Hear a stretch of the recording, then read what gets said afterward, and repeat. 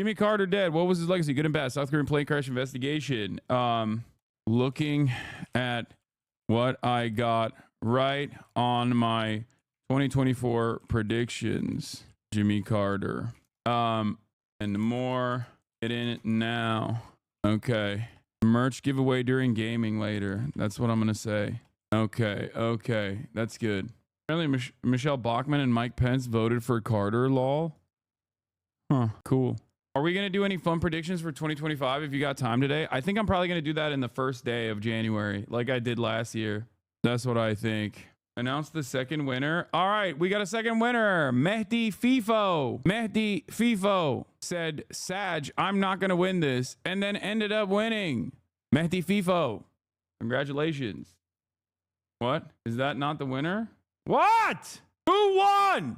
Sorry, it's actually JC Sociology, not Mehdi. He's not the winner. Mehdi, you lost. You didn't win shit. Why is chat fucking backseating who the winner is, dude? Y'all are so stupid. All right, whatever. This is why. My viewers are all morons. All right, here it is. All right, let's go. Let's blast off. This is a crazy thing to backseat. Come on. Dude, it's not. It's not a crazy thing to backseat. Chat will backseat everything. They backseat my interpersonal relationships with my mom and dad. They think they can make me a better son or a better friend or a better brother. Like, that's how crazy this shit is. All right, anyway, because we sadists who like getting under your skin respectfully, I know that. I know.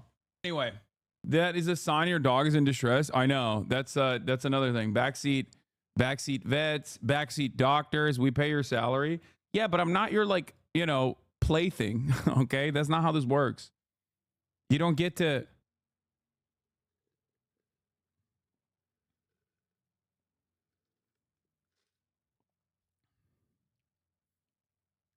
You don't get to dictate my life like that. All right. Motherfuckers be like, I'm giving you 0.02 cents an hour, so I get to do everything. I get to tell you exactly what you're supposed to do in your life. The Macy's, thank you for the playlist. We're gonna dive into the Jimmy Carter stories in a second. Jimmy Carter versey. The Jimmy Carter verse. Have you ever baked a Turkish dessert before at home? No. But yeah, also I just want to point this out. I heard this is something I saw on Twitter or on TikTok, sorry.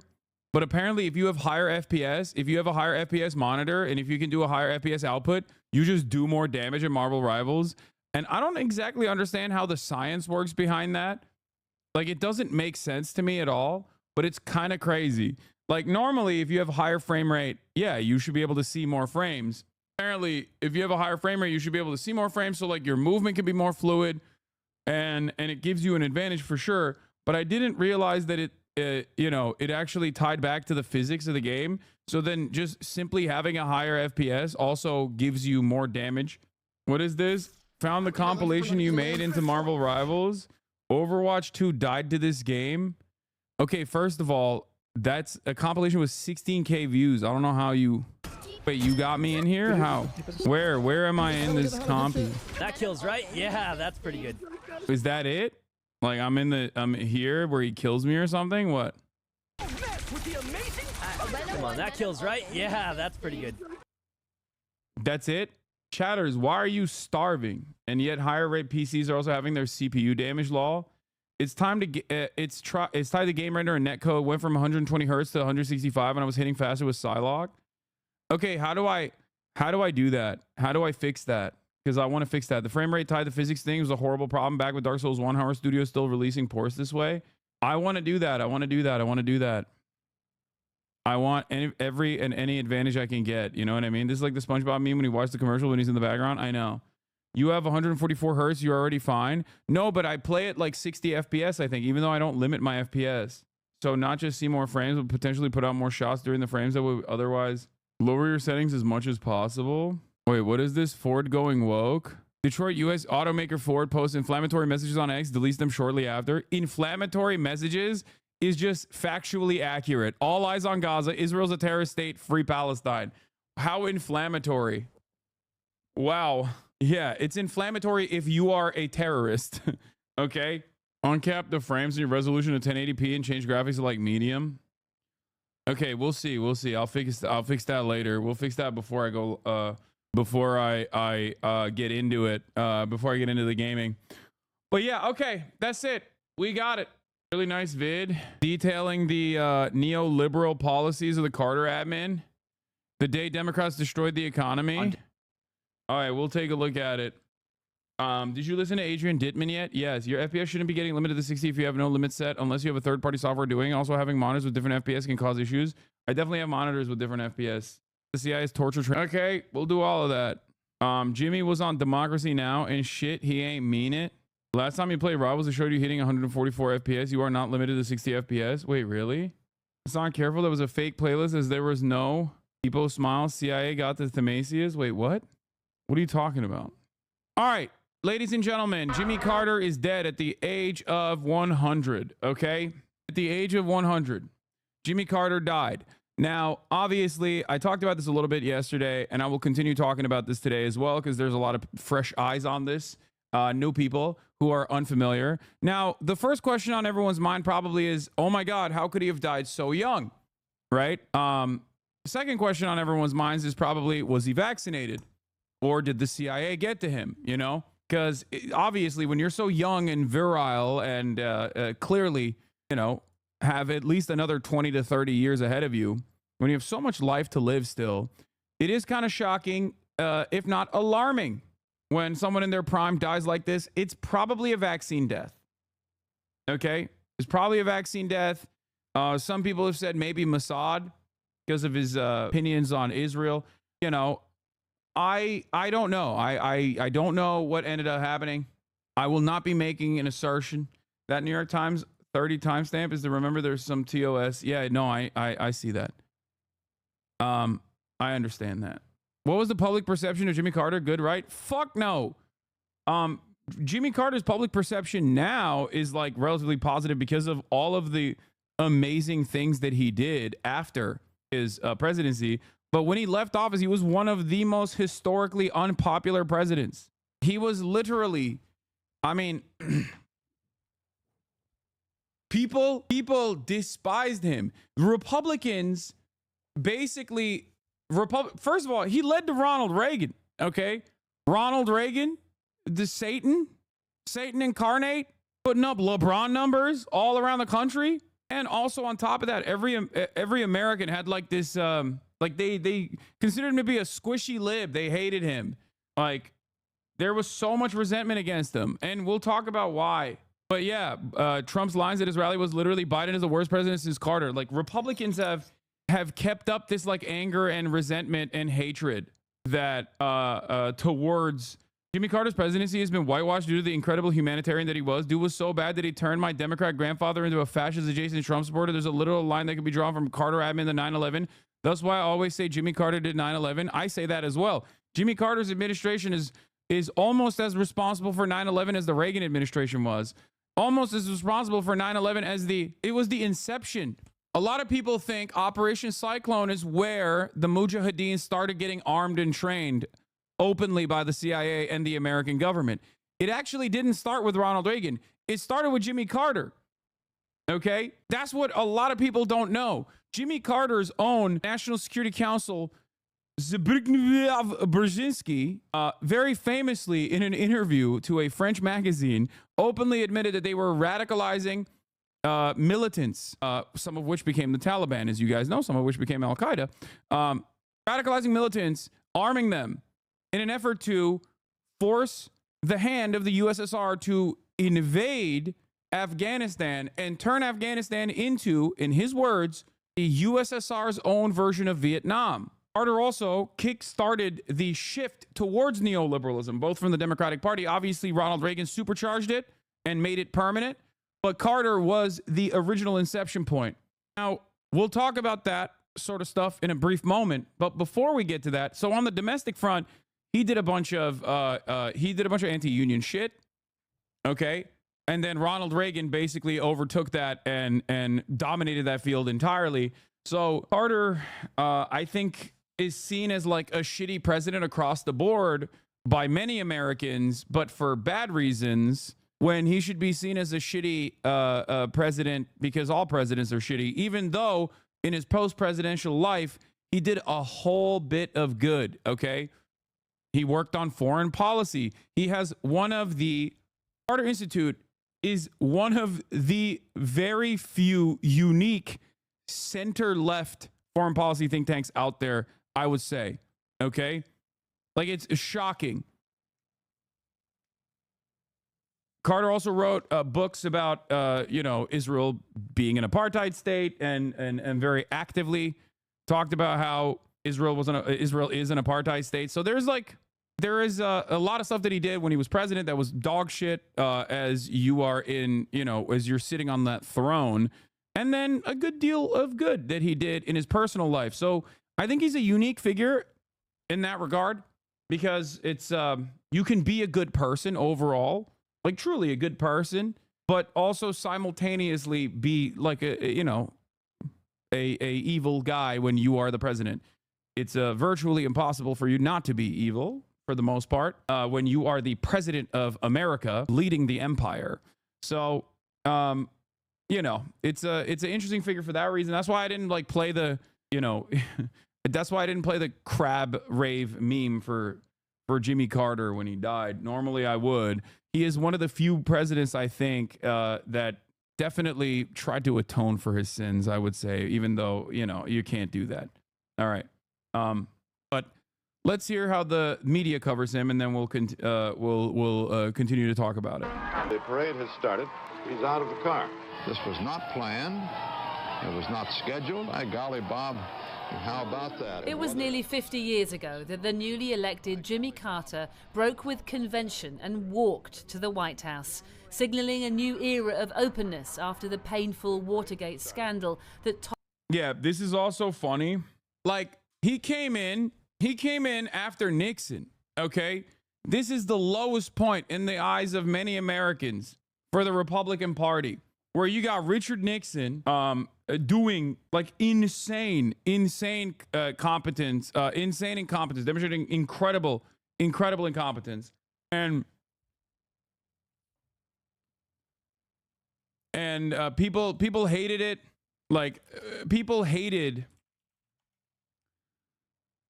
By the end of the Nixon term and the Gerald Ford tenure and pardon, Americans were like, fuck the Republican Party. Okay? And so he rode on that. He rode on that momentum, but he was not able to capitalize on the moment. Toppled Richard Nixon. I'm a Southerner, and I'm proud of a heritage that shows concern for the working men and women. The born-again peanut farmer from Georgia was a political outsider whose folksy charm paid dividends at the ballot box. Governor Carter from Georgia, running for president. I want to ask you to help me next year. First as governor of his home state, and then winning the Democratic nomination for president in 1976. My name is Jimmy Carter, and I'm running for president.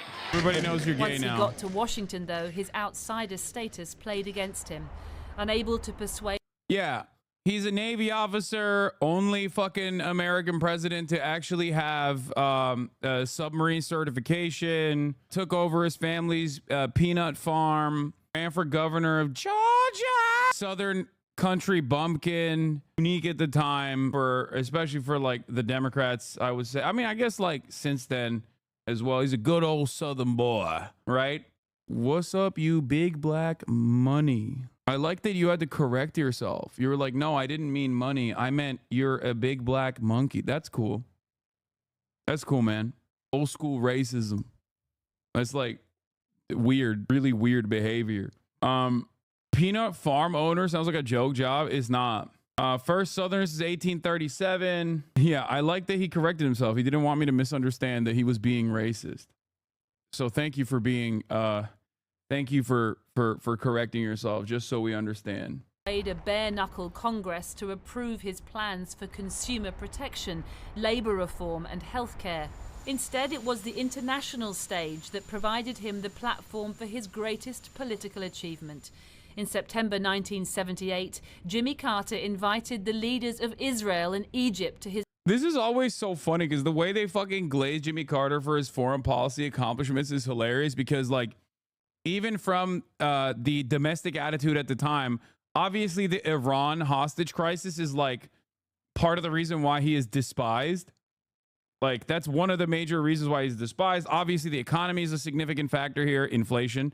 But also, like, this wasn't necessarily all that good of a deal for at least the Palestinians. And also, there's a shit ton that the Carter administration did in terms of advancing American empire and its interests, in terms of accelerating and destabilizing areas during the Cold War. Like, he continued all that. It's not like he was a dove. I think his post-presidential work is significantly more dovish than what he did when he was in charge. His presidential retreat at Camp David. It was an extraordinary 13 days. I'm going to leave for now. Maybe I'm a lib, but given the context of the 70s, Jimmy Carter's presidency is grossly misinterpreted. Also, tired of the Afghan Mujahideen and 9/11 pipeline talking point. It rids the Afghans of all agency and legitimate gripes they have with the USSR in Afghanistan. The USSR were backing a government for the funsies, just like they didn't back Bashar Assad for the funsies, etc. Anyways, it is what it is. I think it's pretty funny that I don't know if you're like a Jimmy Carter fan and that's why you're saying this, but it's wild. Like, it's wild to use CIA adjacent talking points in 2024. That's wild, chatter. As you know, and I have covered this extensively, the Afghan government at the time was ruthless to a lot of the Muslim villagers. Okay? That's true. I never said that that's not true. Having said that, the CIA actively utilized a real resentment that some people had and radicalized people, only giving further credence to this already militant government to continue using this as an opportunity to just fucking murk as many people as possible, saying, well, we got to deal with these guys. They're fucking crazy. You're talking about the Soviet-backed Democratic Republic of Afghanistan, just for context, right? Some chatters may be confused. Yes. And it's not like the Afghan government was also favored by the USSR either. They were like, dude, you're going crazy. Dial it back. To the own fucking USSR aligned government. But it's crazy to say that this involvement was like America's involvement, which has been openly talked about at this point in 2024, makes it seem as though like it's insignificant, inconsequential. Did Lola leave already? There was a near collision at LAX. Wait, what? This is par for the course in virtually every story of American involvement. American involvement doesn't just happen out of nowhere, okay? American involvement doesn't just happen out of nowhere. There is always a righteous cause that they align themselves with. It's how much credence you give to that narrative. If you ever turn around and say, no, the overwhelming majority of people wanted this, yeah, no, you're serving the purpose of the State Department at that point. It's very frustrating. We all did the homework and listened to Blowback season 4 last year. Good. I'm re-listening to Blowback season 3 right now. It's such a banger on Korea. It's so fucking good. All right. That followed. President Carter used perseverance, negotiation, and sheer will to forge an agreement no one before had imagined possible, let alone achieved.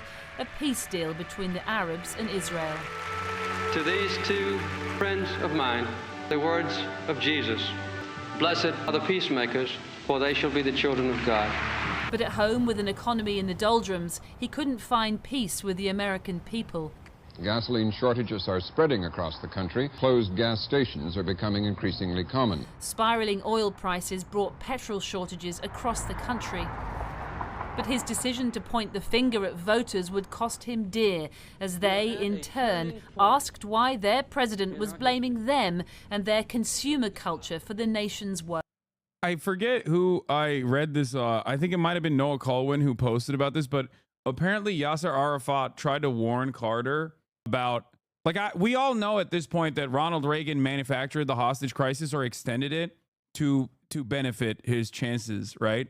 To basically ridicule the Democratic Party, to basically ridicule Carter, make him look like a fucking squishy lib who wasn't up to the task of saving the lives of these Americans that were trapped, right, in the Iranian hostage crisis. It was literal treason. So it's kind of funny when and it's not the first time this happened, okay? It's not the first time. Trump is not the first time this has happened either. Trump is just basically doing the old school method that Republicans have done, that Henry Kissinger also did. Nixon did it too. So it's not like a new concept at all. Republicans have done this forever, okay? And the Democrats keep going, I don't know how this could have happened. Like, what? It's the third time. Trump did it as the third time, okay? Like, cutting a side deal with a foreign adversary or a foreign ally in an effort to harm the electoral chances of the existing Democratic Party's administration is a old trick that the Republican Party has done now 3 fucking times. And it's at least somewhat instructive for you to understand, especially if you watched it happen. You watched the Democratic Party not do a single damn thing against this. Against Trump openly just being like, yep, I'm talking to Netanyahu. I'm gonna make him do the ceasefire when I'm president.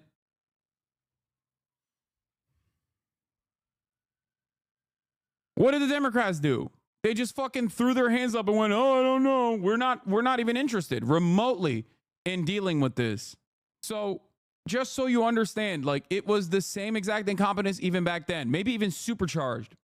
Too many of us now tend to worship self-indulgence and consumption. But the ultimate blow for his presidency came from an event that haunts America still. The U.S. Embassy in Tehran has been invaded and occupied by Iranian students. The Americans inside have been taken prisoner. After President Carter decided to allow the ousted Shah of Iran to the U.S. for medical treatment, militant students of the Islamic Revolution stormed the U.S. Embassy in Tehran, and 52 Americans were held hostage for 444 days. The crisis then compounded when Jimmy Carter ordered a rescue mission that ended in disaster, a crash in the desert that left 8 U.S. commandos dead. Carter persevered, eventually brokering a deal with Iran to release the hostages, but by then it was too late. Voters had turned against Jimmy Carter for his perceived weakness, and Ronald Reagan, a Republican, was elected in a landslide victory. Is there any word about the hostages? Have they taken off? Any word from the hostages? I could have destroyed Tehran with one military strike. But had I done so, I don't have any doubt that every hostage would have been assassinated. So I had to be patient for 14 months, I think, with the appearance in some people's minds of weakness. But eventually, my prayers were answered and every hostage came home free and safe. It was Carter's work post-presidency, though, from building homes for the poor to his advocacy of human rights, that undoubtedly has earned him the highest accolades. Any problem at all? Do you think the media was the main cause of everyone's turn against Carter? No, because, the media definitely played a role in this. The media has always played a role in this. But I think it was also his own personal incompetence. It's like saying, do you think that it's the media's fault that, people turned against Joe Biden? No. The media plays a role, for sure, but a good leader is supposed to overcome these things, okay? A competent leader is supposed to overcome these things. There are a lot of dark aspects to his legacy as well that no one covers, because that's just like American foreign policy machine operating at the behest of empire, and it leads to many different atrocities. From South Korea to East Timor, there are plenty of awful things that the Carter administration did, including, like I said, the origination of Operation Cyclone, right? So we'll get to all of that. We'll get to all of that, but just understand that he is a good dude who did a whole bunch of bad shit and overall was relatively incompetent. He definitely did a lot of good stuff after his presidency. That much is clear, okay? Fuck Jimmy Carter and his administration supported the Afghan Mujahideen during the Soviet-Afghan war with Pakistan's establishment deeply involved. While it countered Soviet influence, also gave rise to militant groups like Taliban and Al-Qaeda. Pakistan has lost around 90,000 lives fighting terrorism stemming from this policy, leaving the nation burdened with decades of instability and violence. What is this? Kurt Cobain on Jimmy Carter? What's good? Alex is leaving. That was just Okay, dude. What do you want me to do? I'm working right now. Here, I'll give you a hug.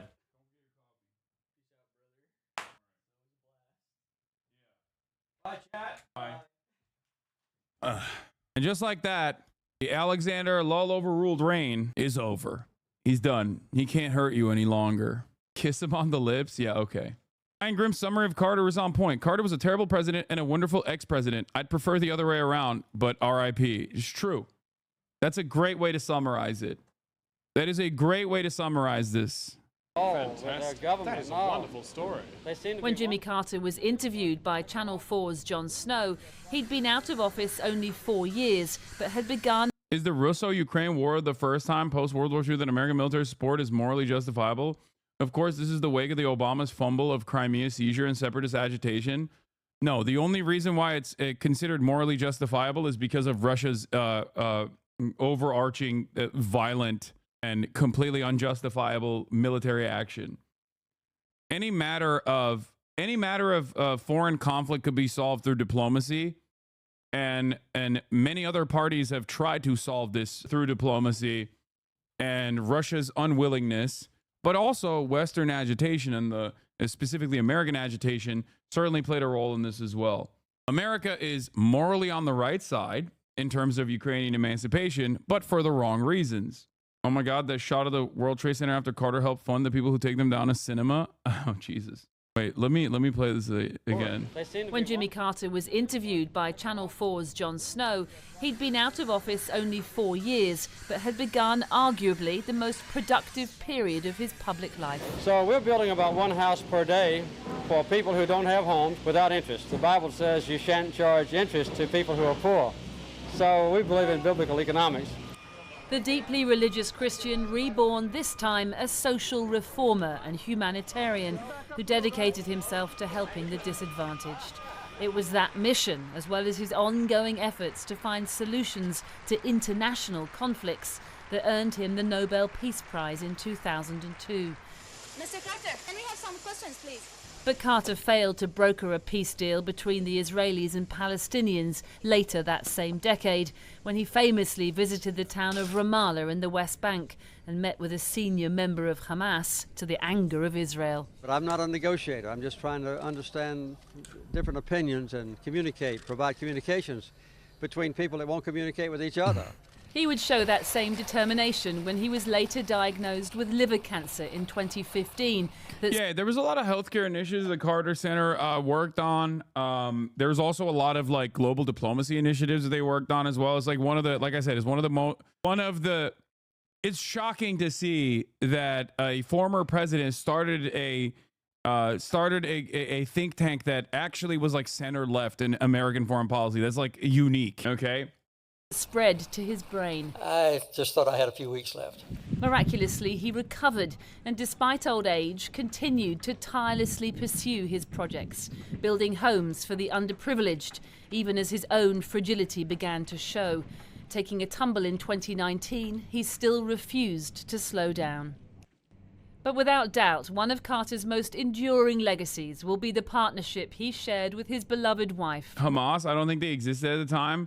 I don't know what part they were talking about, but yes, Hamas certainly didn't exist at the time. But he did. I'm pretty sure the Carter, the Carter Center monitored the 2007 elections, as they've monitored every Venezuelan election as well. Rosalind, to whom he was married for 77 years. So I think they were talking about the extremist terrorists within the PLO. Remember, suspiciously, every Palestinian group that is tasked with Palestinian emancipation, whether they are negotiating with Israel or not negotiating with Israel, is a terrorist. There's actually a really good Palestine legal convo between Palestine Legal's own Saba and Brace Belden and Liz Franzak of the True and Odd podcast, where they talk about the terrorism designation and its first application in American history. And it was first utilized, this vague terminology was first applied to the PLO and has consistently been used against every Palestinian liberation organization, Palestinian liberation group. So Lolo blocked me on TikTok because I kept calling him out on isolationist talking points. Okay, take a week off and really reconsider why you think I would be I would do anything against that. It's like, yeah, hey, what's up, guys? I'm annoying. They were actually Hamas. It was 2008. Yeah, if they're talking about 2008, then it is Hamas. But if they're talking about when Carter was in charge, then yeah, it's not.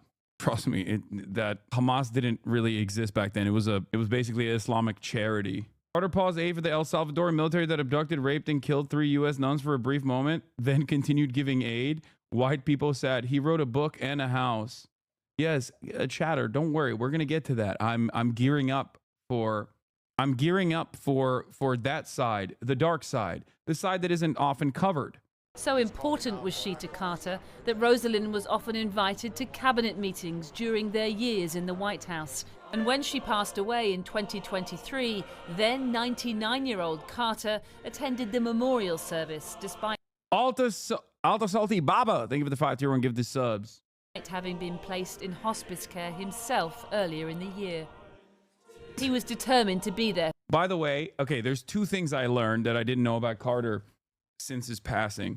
Number 1, Yasser Arafat tried to warn Carter that their Republicans were, like, the Reagan campaign was actually trying to get the PLO to open up back channel communications with Iran to sidestep Carter's administration and extend the refugee crisis in an effort to use it as the hostage crisis, in an effort to use it as a weapon against Carter.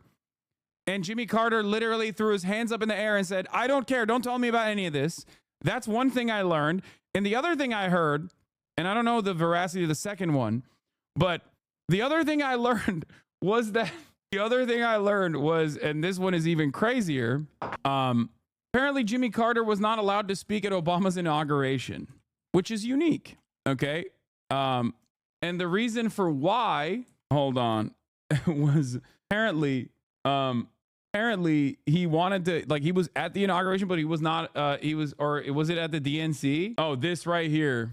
There was less overt tension between Mr. Carter and Mr. Obama, but little warmth either. The former president was annoyed at being left off the program of live speakers at Mr. Obama's nominating convention in 2008, but supported the younger man's efforts to expand healthcare for the indigent at home while criticizing the continued use of drone strikes that target terrorists overseas. This is a long write-up describing how Jimmy Carter's post-presidency work often conflicted with the agenda of the U.S. government, and there isn't a single mention of Palestine, not one. Why didn't Jimmy Carter, according to the Jewish Telegraphic Agency, why didn't Jimmy Carter speak from the podium at the Democratic National Convention? Alan Dershowitz said he had something to do with it. An interview with Shalom TV, the Harvard law professor says he pushed Barack Obama very hard to make that decision. Dershowitz said in an interview with Shalom TV, Barack Obama had to make a choice between his Jewish supporters and his anti-Israel supporters like Jimmy Carter, and he did not choose Jimmy Carter. And that was an embarrassment for Jimmy Carter and a show of disrespect. It was a good decision, a wise decision, a moral decision, Dershowitz added. Now, I'll say this. Alan Dershowitz is a notorious plagiarizer and a fabulist. Therefore, I don't know if he's just kind of planting himself into the story by lying to Shalom TV. Having said that, however, he did have access and was regarded as a person of worth, a person of decent notoriety that was a member of the elites at the time, and therefore he could have easily had Obama's ear.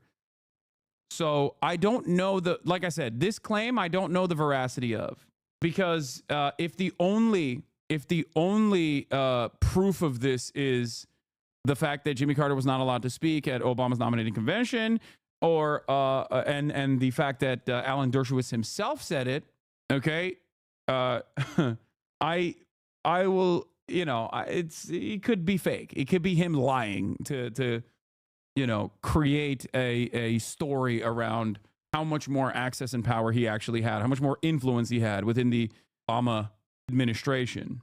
Now, I mean, he is a serial liar is what I mean. Okay. He's a serial liar. Jeffrey Epstein's bestie.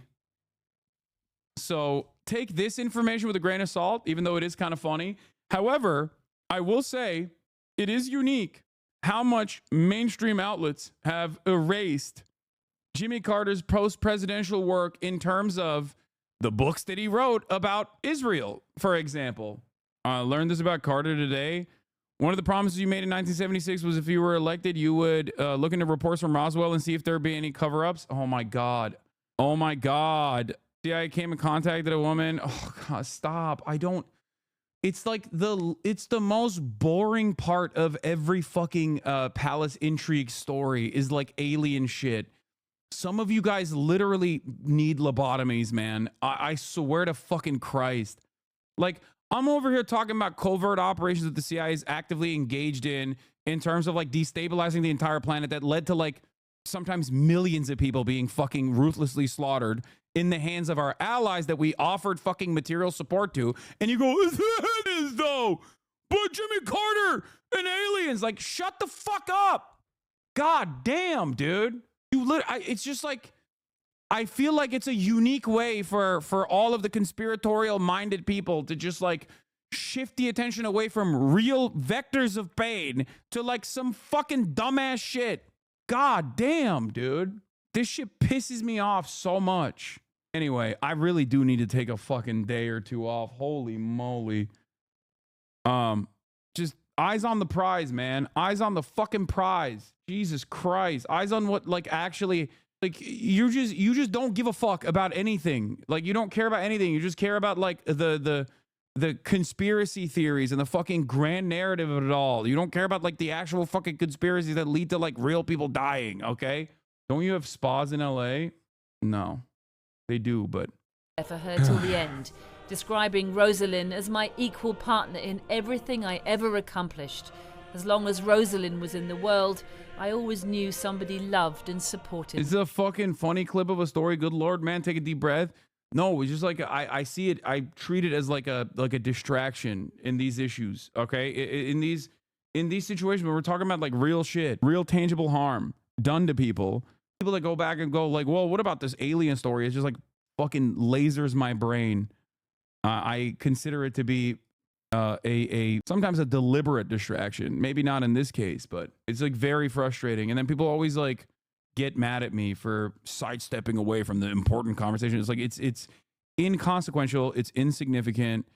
Okay, I just don't care. Like, unless aliens are coming down to institute a socialist revolution globally, I don't give a shit. Okay.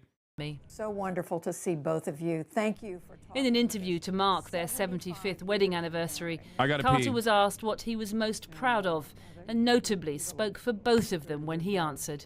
Well, we're very proud of having been elected and having served as president. That's the epitome of our lives, I think. I would say that we did what we pledged to do in the campaign. We kept the peace, and we obeyed the law. We told the truth, and we honored human rights. Those were the things that were important to me. Mr. President, 50 years from now, 100 years from now, what do you want your legacy to be? When Jimmy Carter was sworn in as the President of the United States in 1977, the nation was still reeling from a period of political upheaval. I came along at a time when Americans still remembered painfully the lies told and the debacle of Watergate. I was outside Washington. I was not stigmatized by the mistakes that had been made in those previous years. It's a long way from Plains, Georgia to Washington, D.C. And I brought a fresh face of a peanut farmer, a working man who swore never to tell a lie or make a misleading statement. Jimmy Carter from Georgia. I hope to be your next president. The president and his family surprise and delight everyone by walking the parade route down Pennsylvania Avenue up to the presidential reviewing stand in front of the White House. But winning the White House at the height of the Cold War carried extraordinary responsibility. The system is survivable, verifiable. The peanut farmer from Plains suddenly had his finger on the button to start World War III. Horrifying thought. If the Soviets launched a missile attack from Soviet territory, we had 26 minutes before the missile struck New York or Washington or whatever for me to respond. And so I knew that I would have to respond, which may have resulted in a Holocaust. So I went out of my way to understand the problems of Brezhnev. I used to sit by a globe and turn it to Moscow and try to imagine how it looked out on the rest of the world with a formidable military force in NATO and tremendous challenge from China. And what would happen if the Soviets became convinced that they were in danger. Well, I tried to avoid all that, but it was a very, very terrible responsibility. To give our own and our nation's security. Carter took pains to keep the peace and to broker a nuclear arms deal. But when the Soviets invaded Afghanistan in 1979, he rolled out a covert mission to arm Afghan resistance fighters and announced a boycott of the 1980 Olympic Games in That's interesting. I see why you say he seems like a genuinely empathetic person. No, he's like a real fucking Christian, dude. He is. Like, this is pre-Reagan Operation Cyclone. Pre-Operation Cyclone, pre-official. It's the start of the brave Mujahideen, okay? Just so you understand. And it's like a lesser known aspect of the Carter administration. It's not often talked about. I mean, foreign policy in general is just like often not talked about at all, right? Unless it's a way to justify why American intervention was a necessity. In Moscow. With Soviet invading forces in Afghanistan, neither the American people nor I will support sending an Olympic team to Moscow. The goal, he says, was to pressure the Soviets to reform. I wanted to change their system of government, but I also wanted to bring the Soviet Union into the international forum. The Soviet Union, had in effect promised to honor human rights, and they had failed. But over a period of time, I think that may or may not have had an impact on Mikhail Gorbachev. Yeah, I mean, look, here, we'll cover this a little bit, but when former U.S. National Security Advisor Zbigniew Brzezinski bragged about prompting the Soviet Union to invade Afghanistan so that it could get its Vietnam, he was not making an empty boast. Afghanistan was the ground for one of the last Cold War battles between the United States and the Soviet Union after the Red Army rolled into the country on December 24th, 1979. For the next decade, the Soviet Union became bogged down in a guerrilla war against anti-Soviet Mujahideen. Faced with a rugged mountainous terrain and stiff resistance, the supposedly invincible Red Army was humbled, leading, according to some experts, to the empire's collapse. And it certainly did, okay? The Soviet involvement in Afghanistan absolutely played a formative role in the collapse of the USSR, okay? And many years after the fact, Brzezinski openly, before 9/11, openly touted his foreign policy bona fides and said that this was a deliberate attempt to radicalize a lot of the otherwise nascent movements of the Mujahideen on the ground in an effort to destabilize the USSR adjacent Afghan government, forcing the USSR's hand into direct involvement, turning Afghanistan into the USSR's own Vietnam. Those were his words. Observers give a number of reasons for the Soviet invasion.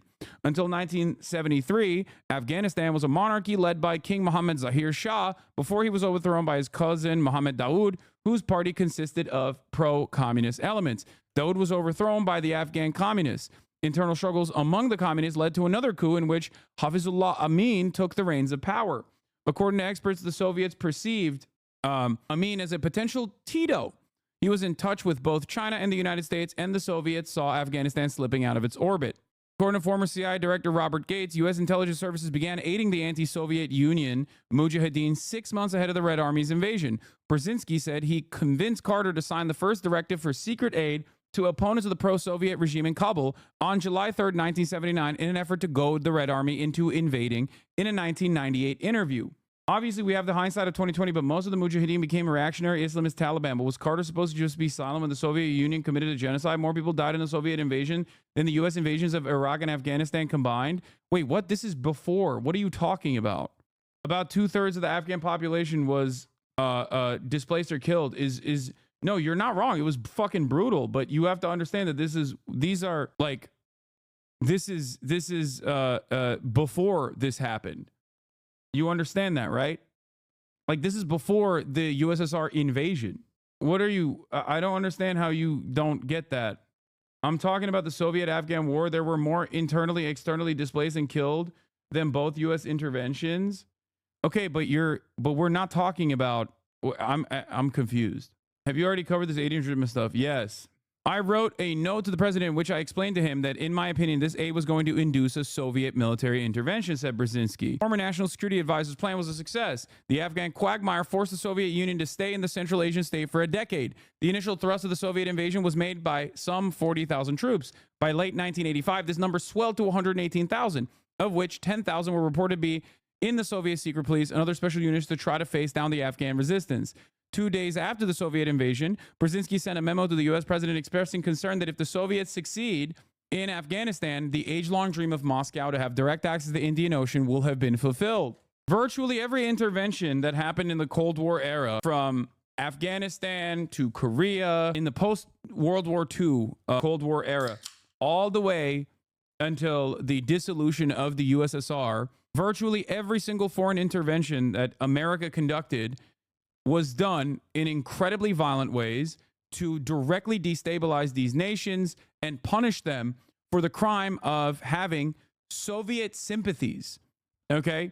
In many circumstances, the people that were killed in this process, sometimes due to the incompetence of the Soviet-aligned governments and incompetence born out of the fears of being destabilized, and oftentimes, more frequently than that, the direct violence of the American-aligned puppet states that were beefed up and defended by, sometimes, like in the case of Korea, direct American military action, okay, has led to countless instances of straightforward, not ethnic cleansing, but at least ideologically cleansing the population. If you look at places like Indonesia, numbers are in not even the tens of thousands, not even the hundreds of thousands, but almost 1 million. I think more than 1 million, as a matter of fact.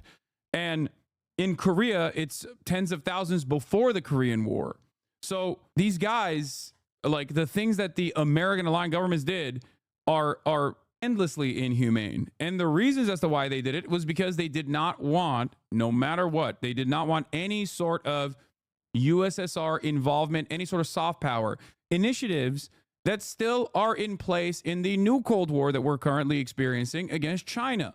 You can look at that situation and be like, well, look at the treatment of Uyghur Muslims in Xinjiang, which is true. That is something worthy of much criticism, right? Oh, they're implementing a cultural genocide against the Uyghur Muslims in Xinjiang. How dare you refuse to reckon with that reality? Okay? I do not hide that. I do not, act like that's not a real thing that's happening. I have talked about this many times over. Having said that, however, think about that within the context of what is also ongoing with our foreign allies, an extension of the United States of American empire, Israel, and what Israel is doing in Gaza, okay? But Harrison said the Soviet Union was never scheming towards the Indian Ocean, adding Brzezinski promoted a confrontation between Washington and Moscow in the Afghan arena. Brzezinski's hardline policy towards the Soviet Union was reflected in his policy towards Afghanistan. Over the 10 years, the CIA pumped some $2 billion of aid, weapons, and logistical support to the Mujahideen, who fervently believed they were fighting a jihad. Washington was using resistance groups for its own anti-Soviet purposes, said Selig Harrison, South Asia expert at Washington-based Center for International Policy. Brzezinski knew that a communist country's invasion of a Muslim state would raise the hackles of the Muslim world. In a memo to former President Carter, the National Security Advisor said, Muslim countries will be concerned and we might be in a position to exploit this. Yeah, this is Mika Brzezinski's father, by the way, ironically, for those of you who do not know. Morning Joe, Mika, that's who this man is. The Mujahideen put up fierce resistance. They employed guerrilla tactics against the Soviets by launching successful raids before disappearing into the numerous caves tucked into Afghanistan's many mountains. The majority of aid from Washington went to the faction led by strongman Gulbuddin Hekmatyar, who former U.S. ambassador to Afghanistan Robert Newman described as an extremist and a very violent man. In 1987, the United States provided handheld Stinger anti-aircraft missiles to the resistance fighters. With these deadly missiles, the Mujahideen shot down Soviet planes and helicopters daily. Following the Soviet withdrawal in 1989, some elements of the Mujahideen evolved into groups Washington today includes in its so-called war against terror, including the Taliban. The blowback effect is quite far-flung, said Harrison. We still have Stinger missiles turning up in strange places, he added. While it seemed like a good idea at the time to provide Mujahideen with CIA training, funding, equipment, Afghanistan evolved into a breeding ground for Islamist groups, which had little love for the U.S. either. Most prominent figure to rise from Afghanistan is Osama bin Laden, leader of the Al-Qaeda group, accused by Washington of masterminding the September 11th attacks in New York and Washington. The CIA followed a myopic, short-sighted policy in Afghanistan by focusing its energies on only trying to make it hot for the Soviets and disregarding the agendas of groups it supported, said Harrison. These groups were using CIA aid to fight the Soviets to prepare for the day to fight the United States, he said. When asked if he regretted supporting these factions to fight the Soviets, Brzezinski replied, and this is in 1998, by the way, an interview that he gave boasting about his involvement, goading the USSR to invade Afghanistan because it would lead inevitably to its own version of Vietnam. He said, pre 9/11, he said, "What's more important to the history of the world, the Taliban or the collapse of the Soviet Empire? Some stirred up Muslims or the liberation of Central Europe and the end of the Cold War?" A statement that would haunt him, even though, of course, not many people bring this up, with the exception of the likes of people like myself and maybe the Blowback podcast. But for those who know, this was damning for Brzezinski, considering that he very openly showed the short-sighted nature of American intervention, overlooking the concept of blowback. From the onset of the invasion, the United States had no genuine concerns for the problems of the Central Asian states, said Harrison. When Washington was satisfied it had beaten the Soviets, it turned its back on Afghanistan and allowed the country to slide into turmoil. I won't say what current Eastern European nation is experiencing similarities. This time, there is no ideological component associated with it, and it's a pure irredentist versus imperialist battle, okay? I just won't say anything. So, is it really short-sighted policy if you know you can use blowback as a consent manufacturing for future interventions? It is short-sighted policy if you personally think you can evade a blowback and at least like shelter Americans domestically from the potential consequences, or at least greatly limit those consequences. Because 3,000 dead Americans in the heart of empire is still a striking blow. Okay? Like, taking advantage of that chaos is one thing, which of course the American government did, but it's short-sighted because no government, no competent government, no fucking real no real government wants their own citizens to get this devastating fucking blow. Bold of you to think the imperial oligarchs care about dead civilians that aren't their own immediate family. Anyway, here's from Mondo Weiss, Jimmy Carter's Palestine legacy. Former U.S. President Jimmy Carter, who died on Sunday at the age of 100, is a man whose legacy will be forever inextricably linked to Israel and Palestine. Yet that legacy will be built as much on myth as on reality, with so many other aspects of his history and the politics of the, in air quotes, Holy Land. Carter is remembered fondly by many on the left, and for good reason. In many areas, he tried to govern with humanity, decency, and with regard to people's rights. Counterpunch wrote a Jimmy Carter, the False Savior article, which I think is probably pretty good as well. He was not always successful, as citizens of Cambodia and East Timor can attest. Still, if he was far from perfect, Carter did still bring principles of human rights into his policy thinking more than any other U.S. president in living memory, and quite possibly in all of American history. Is he part of why you hate Poland? What? No. There can be little doubt that Carter's heart was in the right place when it came to his ambition to resolve what he referred to as the Israel-Palestine conflict. Carter spoke often about the need for Palestinian rights to be recognized, but he also repeatedly noted that he was motivated by his affection for Israel and his desire to see it survive, something he did not believe it could do if it continued to oppress the Palestinians. Now, I need you guys to understand something.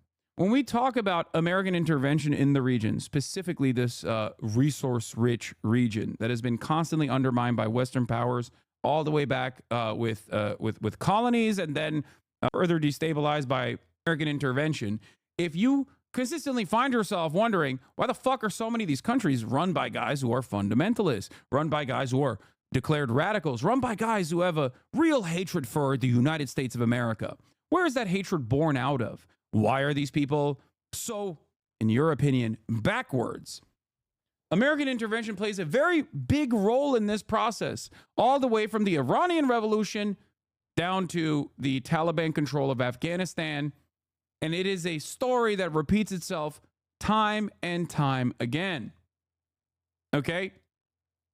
Western powers have consistently seen fundamentalist interpretations of Islam, from Wahhabists all the way to the modern Salafist movements that now even control Syria as well, which has been fine for the time being in the interim period so far, okay, as a successful counterbalance against the much more damaging and the much scarier version of events, which would be secular socialist movements that declare natural resources to belong to the people, movements that actually harm corporate interests, foreign interests in these nations.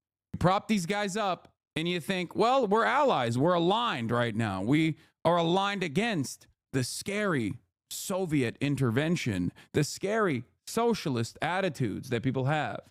I'm broadly a USSR sympathizer, but the Afghan war was just reprehensible. Dude, I'm not defending the USSR intervention in Afghanistan. What don't you understand? Yes, it was an unimaginably bloody affair. What are you talking about? Unbelievable bloodshed, and they even toppled the existing secular socialist regime in Afghanistan. Also, the secular socialist regime in Afghanistan was fucking butchering the Muslims too. It's not like the secular socialist regime in Afghanistan was doing great things either. Okay? They were murking people in mosques and shit. Like, what are you talking about? They were clearing out villages.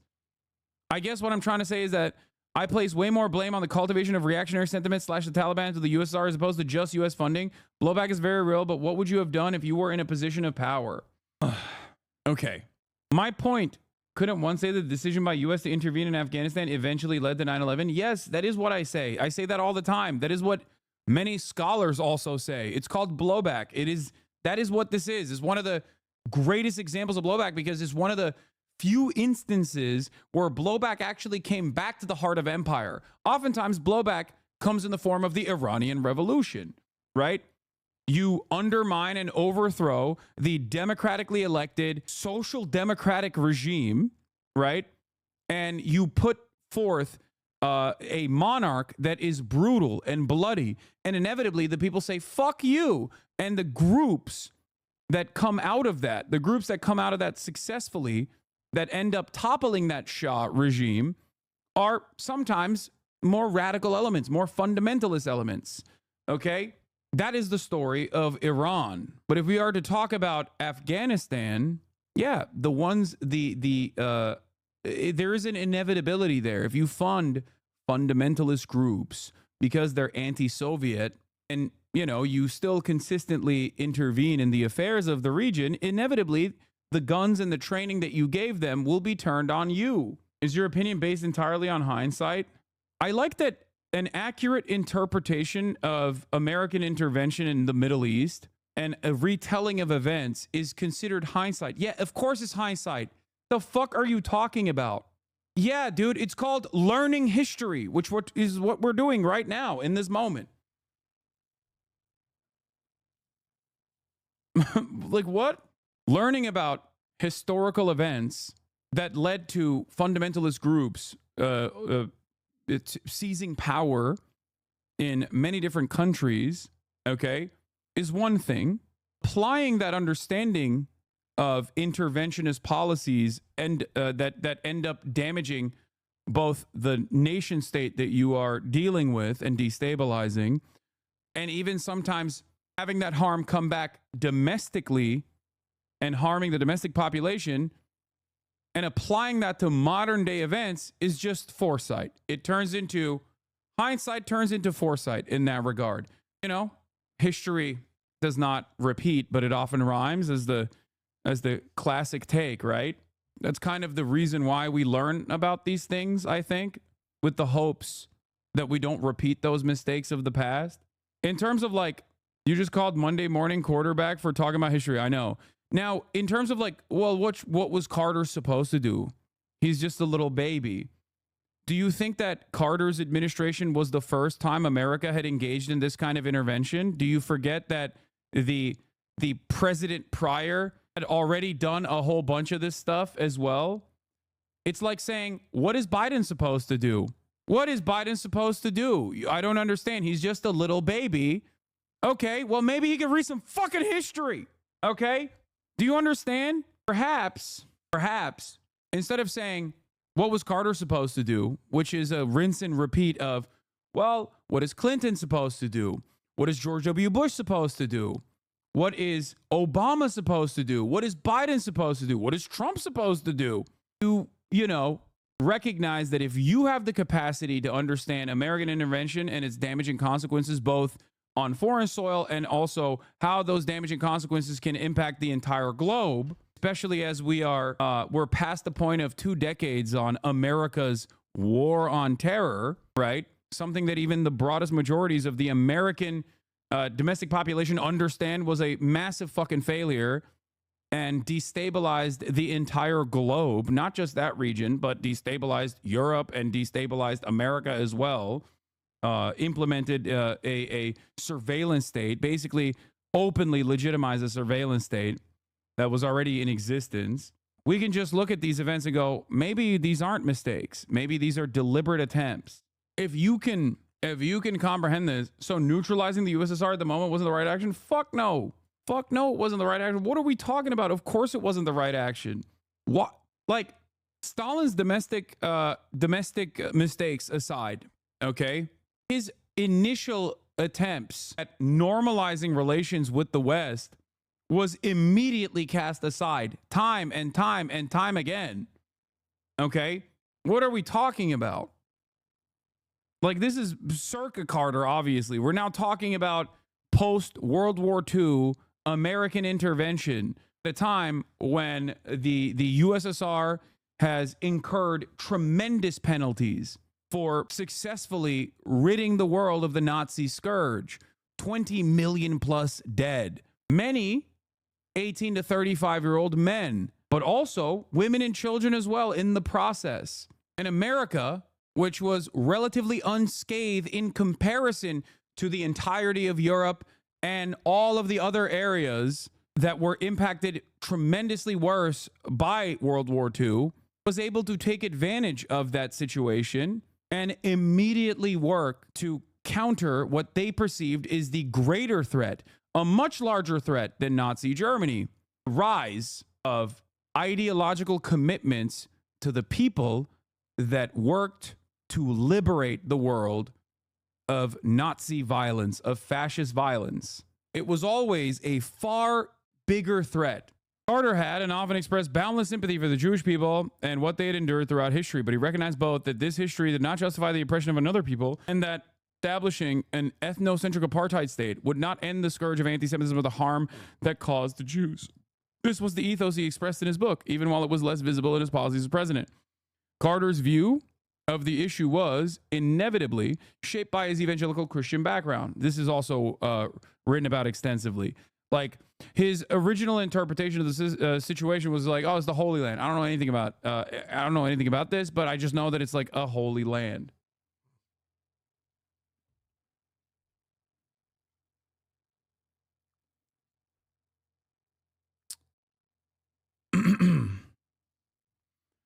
I'll tell you this much, by the way. Going back to the Red Scare and the war against the Soviet Union, okay?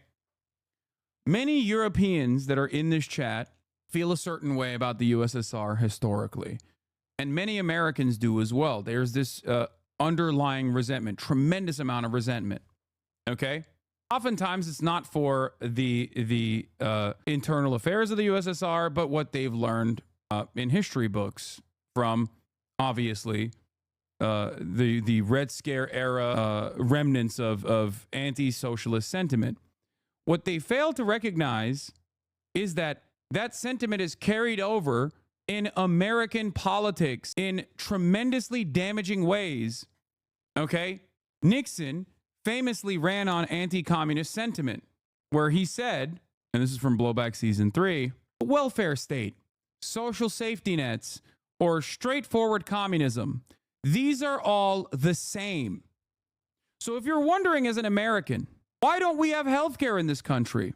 Why is there such a why does for-profit healthcare insurance companies devastate the American population in broad fucking daylight with seemingly no intervention or no government action taken against them?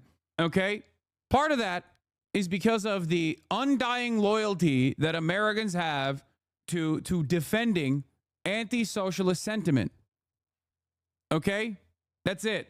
That's it. So it has a capacity to harm you directly while you are still advocating for your own demise in this way. It's an interesting dynamic, but I hope people can understand it. Anyway, let's continue. Carter's view on Israel was inevitably shaped by his evangelical Christian background and his thorough immersion in the view of Israel that dominated the United States through the Cold War after World War II. It was a view that few Palestinians would recognize, but it was also a view that in the 1970s and 1980s was still more critical of Israeli actions than the overwhelming majority of Americans. Carter's view evolved over the years, as we can see from two major points of Carter's engagement with the issue: the Camp David Agreement and Israel-Egypt Peace Treaty of 1978 and 1979, respectively, and the publication of his controversial book, Palestine, Peace, Not Apartheid, in 2006. I had the privilege of meeting Carter, says the Monowise writer, a few years before his book was published. The meeting was attended by about half a dozen progressive leaders in the San Francisco Bay Area. The most striking thing I recall, aside from the oppressive feeling his Secret Service guards projected, was the depth of his feeling when we talked about both Jewish history and the Palestinian present at that time. I've met many political leaders, and I'm used to the air of phoniness they project. There was none of that with Carter. If he wasn't genuinely affected by the suffering he was talking about, he was a much better actor than he ever was a politician. This is why I said I think he is a genuinely decent person who did, as the leader of empire, imaginably indecent things. Okay? That's why he is one of the more unique presidents, because most presidents are fucking awful demons, both in their time in office and also certainly awful demons post-presidency. Okay? They don't even have they don't even do the bare minimum of trying to clear up some of the mismanagement that they engaged in, the deliberate death and destruction that they pushed for. EU has this context that they don't like the USSR. Why? For example, EU countries make fun of us for non-socialized healthcare, etc. So what's their reason for hating the USSR? Is the EU just full of Nazis? I would say that this is an entire, virtually a century of anti-socialist and anti-communist propaganda in a similar vein, both within the EU as well as the United States of America, oftentimes backed by the United States of America. What do you think? In the immediate aftermath of World War II, when French people were asked who was most responsible for liberating Europe from Nazis, the overwhelming majority said that it was the USSR. I believe in 2002 or 2012, there was a similar study conducted. The overwhelming majority said it was America that liberated Europe from the Nazis. How do you think that happened? Here's the poll. Americans, French, and Germans give America credit for Nazism's defeat. It was early 2000s, I believe, after decades of American World War II propaganda. Yeah. France has changed its tune on American and Russians in World War II. Who do you think played the most important role in defeating the Nazis during World War II? 57% in 1945 said the Russians, the USSR. In 2018, 56% say it was the Americans, and only 15% say USSR. So how did that happen? How? Soft power, Marshall Plan, NATO, Operation Gladio, and the bounties of the complete and utter defeat of the Soviets in the aftermath of the Cold War, and the propaganda that played a formative role in justifying the American position, the capitalist position. Because this isn't just about America. This is about global capitalism. Here is what is known as the Truman Doctrine. In this tense international atmosphere, U.S. President Harry S. Truman broke with the policy of his predecessor, Franklin D. Roosevelt, and redefined the country's foreign policy guidelines. On the 12th of March, 1947, in a speech to the U.S. Congress, the president presented his doctrine of containment, which aimed to provide financial and military aid to the countries threatened by Soviet expansion. Clearly aimed at stopping the spread of communism, the Truman Doctrine positioned the United States as the defender of a free world in the face of Soviet aggression. An aid package of around $400 million was granted to Greece and Turkey. This new doctrine provided a legitimate basis for the United States activism during the Cold War. Applying the doctrine of containment, the Americans encouraged Turkey to resist Soviet claims to rights over naval bases in the Bosphorus. They also secured the withdrawal of Russian troops from Iran. In the meantime, since March 1947, efforts to crack down on Soviet espionage had been coordinated, and the United States set up its Central Intelligence Agency. These changes to external policy marked a real turnaround in the history of the United States, which had previously remained on the sidelines of European disputes. For the U.S., isolationism was no longer an option. If you are geopolitically positioned away from the greater violence that the civilian population was subjected to during World War II, and you now had an economic engine that was supercharged within the war economy, you could take advantage of the destabilization to continue the ideological capitalist domination around the globe.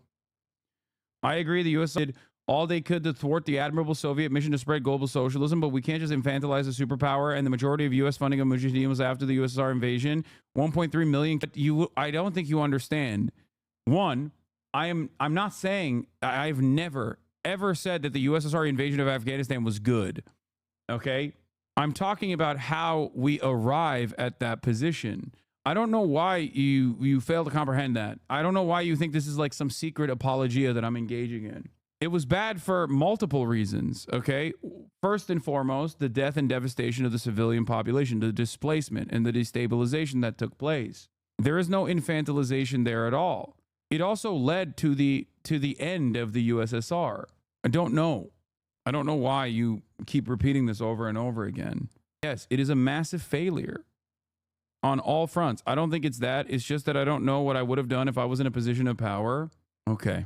Well, if you can place yourself in the mind of Carter and the Carter administration, okay, you can maybe place yourself in the mind of the USSR as well.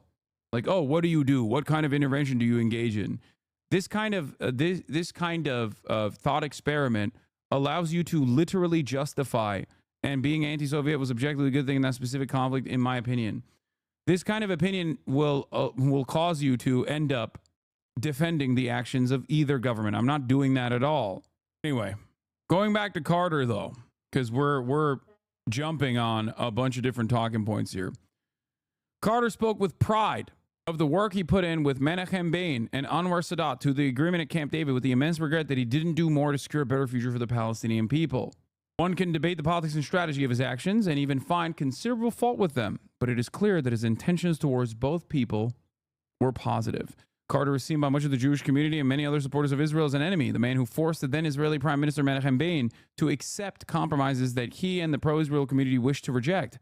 But as it played out, Carter did more for Israel's security than any other U.S. president, while unwittingly setting the stage for the steady erosion of Palestinian rights that the Oslo process represented.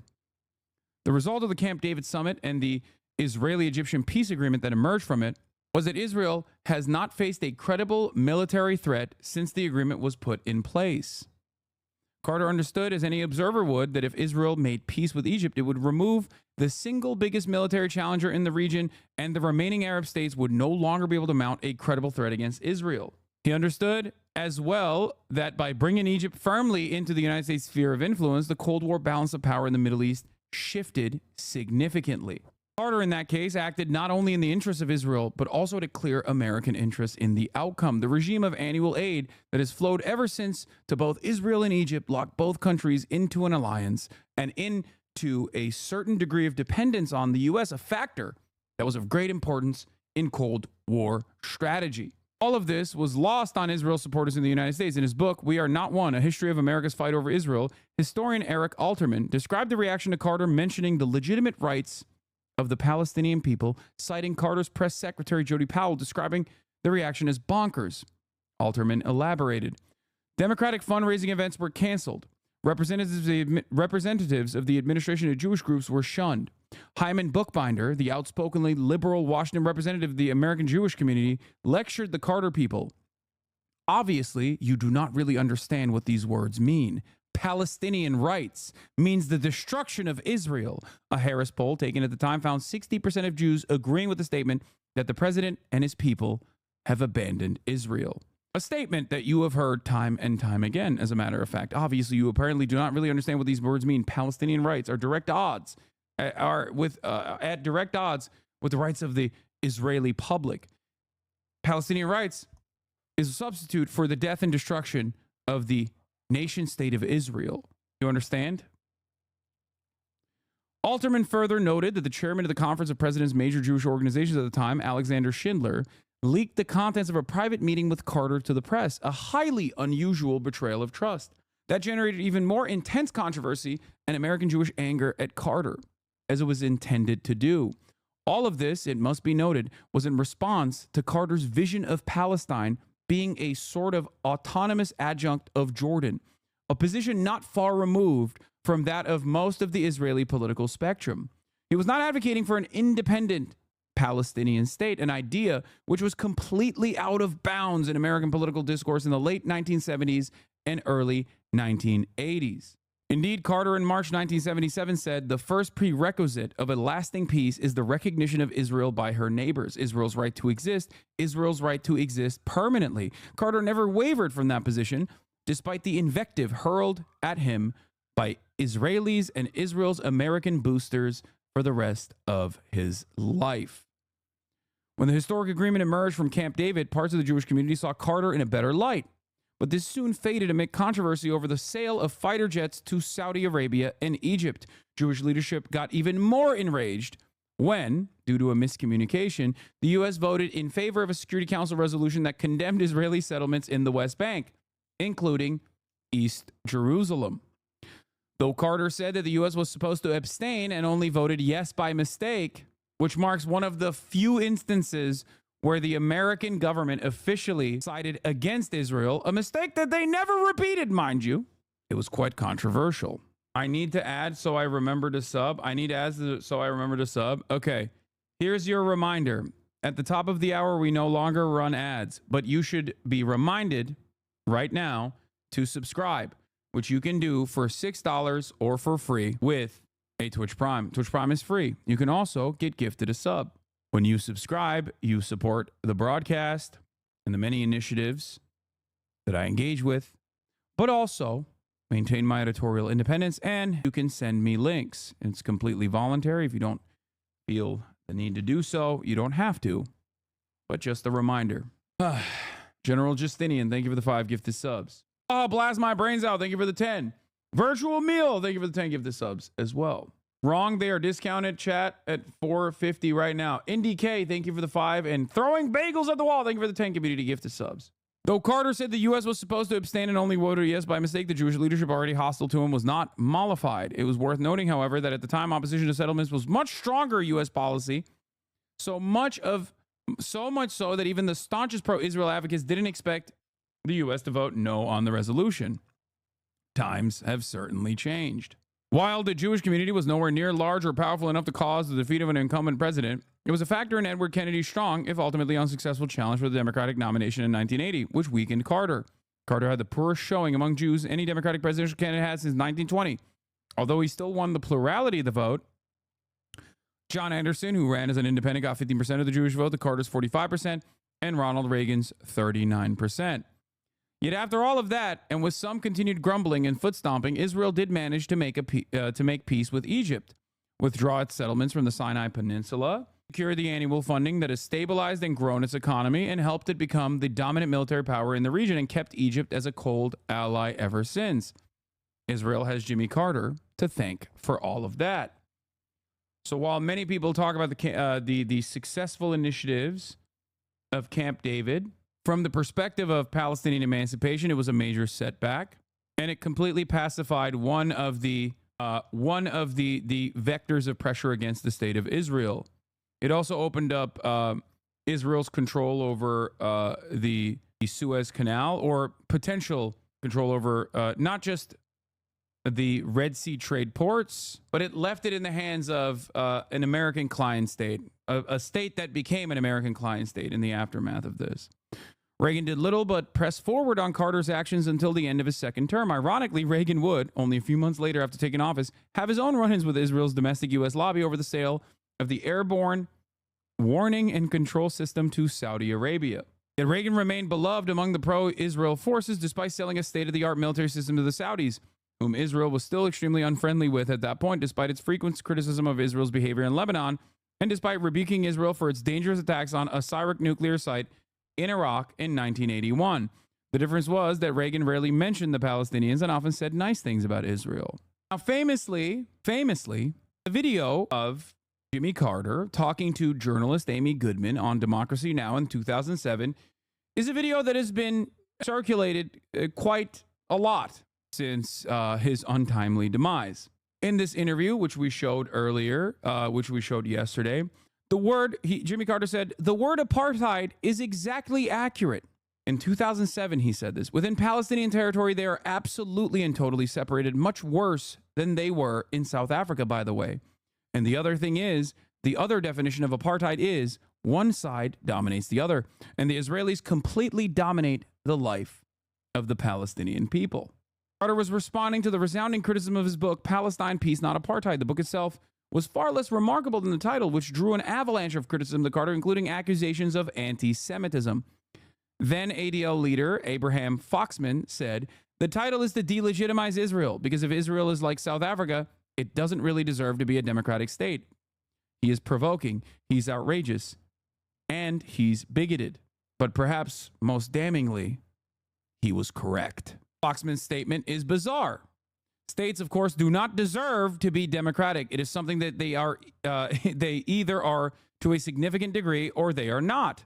Foxman could not even utter the possibility that Israel was not a democratic state, which interestingly was certainly not what Carter was saying either in his book or in his subsequent statements and writing. Carter was trying to warn Israel that it would become an apartheid state if it didn't change course. This stood in sharp contrast to the claims of Palestinians who by 2007 had already been accusing Israel of apartheid for many years. Worse for Foxman was that Carter made the argument that legitimate Palestinian views were rarely heard in the media, although Carter neither stated nor even implied that this demonstrable statement of fact had anything to do with a nefarious conspiracy of Jewish control. Foxman said the reason he gives for why he wrote this book is the shameful canard that the Jews control the debate in this country, especially when it comes to the media. Anytime I talk about Israel's influence or involvement in domestic American political affairs, the same exact organizations and the same exact sentiment rears its ugly head. This conflation between Judaism and Israel, this false conflation, has existed in perpetuity. It plays a formative role in legitimizing nascent anti-Semitic opinions that people have. And yet, nothing changes. Just something to think about. Carter knew he was going to get hit for the title of his book. The substance, however, made it clear that he was trying to steer Israel away from its own self-immolation. Ironically enough, many Israeli leaders have made similar assessments. As recently as a couple months ago, a former defense minister of Benjamin Netanyahu himself said identical things. Interesting. Bottom line is this: peace will come to Israel and the Middle East only when the Israeli government is willing to comply with international law. It will be a tragedy for the Israelis, the Palestinians, and the world if peace is rejected and a system of oppression, apartheid, and sustained violence is permitted to prevail. A woman in Joe Biden's administration who currently and undeservedly holds the position of special envoy to combat anti-Semitism, Deborah Lipstadt, said Carter's book ignores a legacy of mistreatment, expulsion, and murder committed against Jews. It trivializes the murder of Israelis. Now, facing a storm of criticism, he has relied on anti-Semitic stereotypes in defense. The scurrilous accusation is backed up with the same sleight of hand Foxman used. Carter continued to advocate for Palestinian rights while also, contrary to the assertion Lipstadt and Foxman, repeatedly asserting that Israel must be afforded a secure existence within recognized and clear borders. In November 2016, as Barack Obama was preparing to leave office, Carter urged the outgoing president to recognize a Palestinian state, arguing the combined weight of the United States recognition, UN membership, and a Security Council resolution solidly grounded in international law would lay the foundation for a future diplomacy. These steps would bolster moderate Palestinian leadership while sending a clear assurance to the Israeli public of the worldwide recognition of Israel and its security. It was not the first time he had promoted such recognition. To which Barack Obama responded with, "I'm sorry, I can't hear you. Did you say give $38 billion to Israel? Because that's what I'm going to do instead." And that's precisely what Barack Obama did. A man who was friends with both Rashid Khalidi and Edward Said, mind you. A man who is still considered, Barack Hussein Obama, as the #1 Jew hater president in the eyes of many of Israel's staunchest supporters. This was the theme of Carter's efforts from the 1970s to the end of his days. He was willing to take risks to see that vision come true. Over the years, he and the Carter Center, made many efforts to heal the breach between Fatah and Hamas, ignoring criticism over talking with Hamas.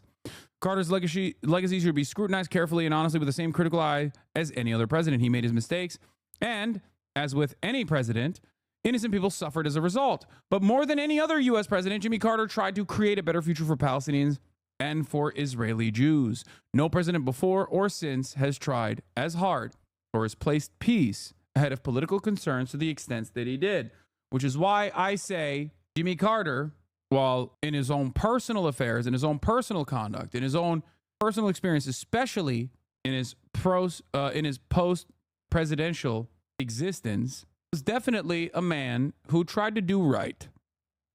Having said that, however, we will go back to the many awful things that he did during his tenure. And for that, we must go to the Counterpunch video. And this is only on foreign policy. We've yet to factor in the Jimmy Carter administration bringing about the neoliberal era that will end up destroying contemporary American existence, something that haunts every single one of you in very meaningful and very tangible ways. Anytime you think about why certain things just suck, remember that the devil himself, Ronald 666 Reagan, was probably responsible for it.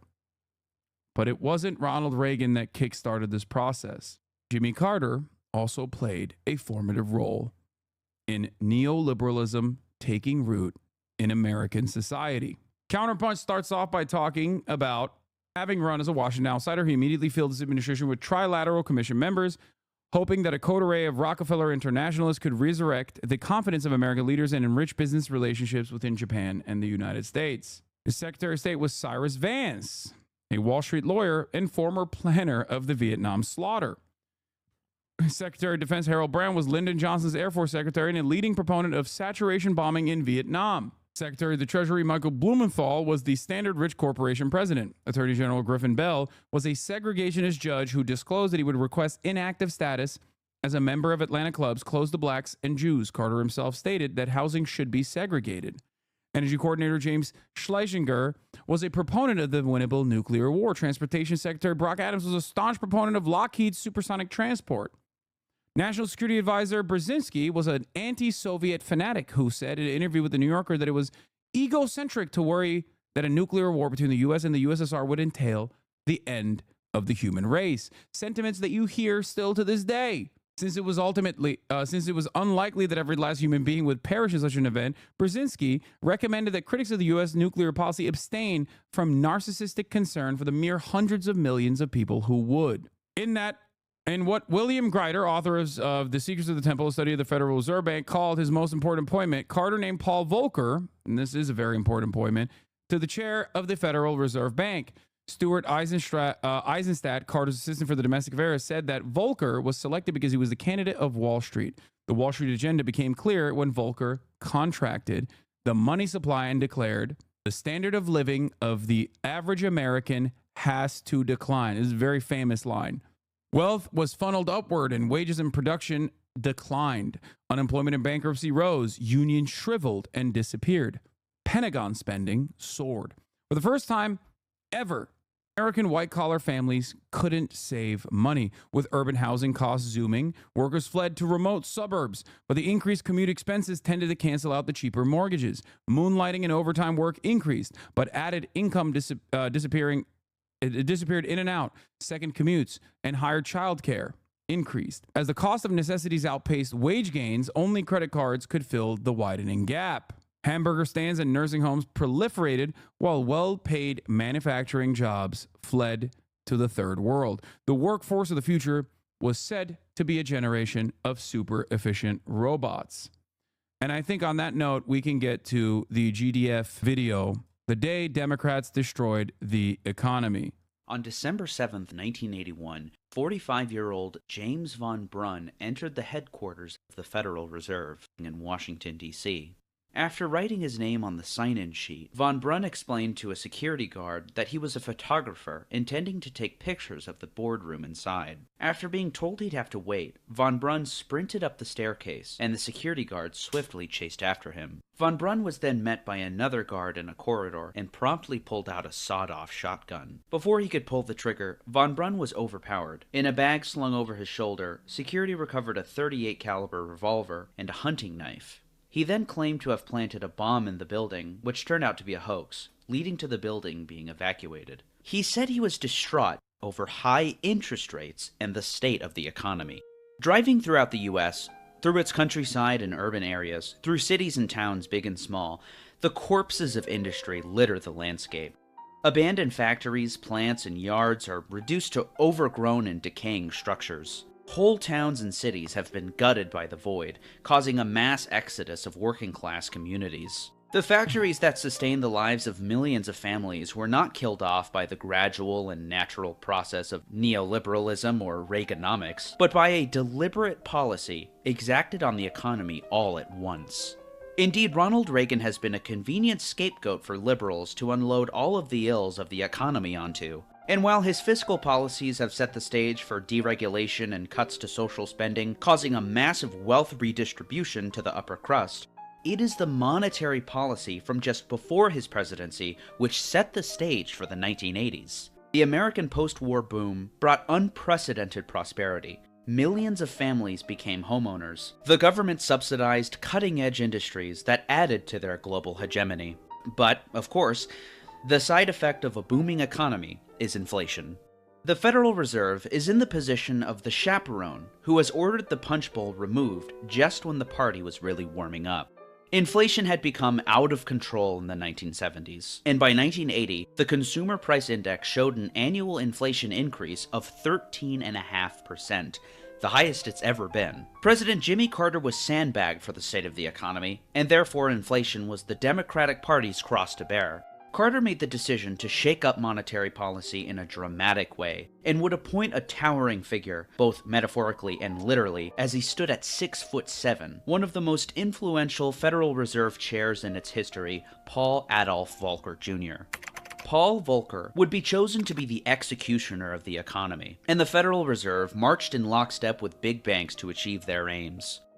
Now, this video isn't just about how private banks influence Federal Reserve policy. You'll have to watch my last Fed video for that, which is on the screen now. But just as a quick review, the Federal Reserve System consists of a board of governors in Washington and 12 reserve banks throughout the country. Back in 1979, the heads of the reserve banks were mostly chosen by the private banks in their districts. But what I didn't go over in my last video is the Federal Advisory Council, or FAC. Put simply, the FAC are private bankers chosen by the reserve banks who meet with the Board of Governors 4 times a year. In 1979, the FAC members included the chairman of the board of Citibank, for example. On September 7, 1979, the FAC would have one of their routine meetings. It would prove to be one of the most consequential in modern American history. According to the minutes of the meeting, the bankers urged the governors to target the amount of money in the economy rather than concerning themselves with interest rates. To achieve this, interest rates would reach their highest levels in history. This monetary theory is otherwise known as monetarism and was popularized by Milton Friedman, probably the most influential economist of the 20th century, rivaled only by John Maynard Keynes. Another demon.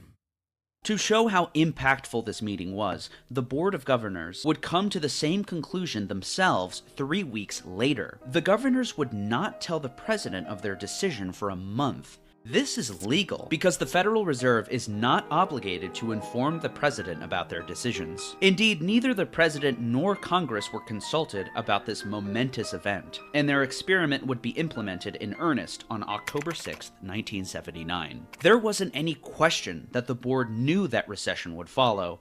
That's the penalty you have to pay for going out too far on the inflation side. Before March 31st, 1980, there existed laws against excessive interest rates, called anti-usury laws. There was even a cap on interest rates, called an interest rate ceiling. In the post-New Deal world, when interest rates hit their ceiling, depositors withdrew their money, which forced banks to stop lending. This naturally cooled down the economy. But on March 31st, 1980, President Jimmy Carter would sign the Monetary Control Act, passed through both the Democrat-controlled Senate and Democrat-controlled House of Representatives. In an instant, lending institutions and banks could now charge any interest rate on loans that they wanted. The social implications were obvious. Borrowers, businesses, and consumers would pay higher interest rates, and creditors would enjoy higher returns on their wealth. The unregulated interest rates, coupled with the Fed's new tightening of money, would change the American landscape forever. The consequences would be far-reaching and varied. Just to put it in perspective, the federal funds rate, the most important interest rate metric, which refers to short-term interest rates between banks, is making the news now as of February 2023 for reaching its highest level in 15 years, of over 4%. By January of 1980, it would reach almost 14%. By April, it was nearly 18%. And after relenting for a brief period, the Fed would increase the Fed funds rate rapidly, up to 20% by January of 1981.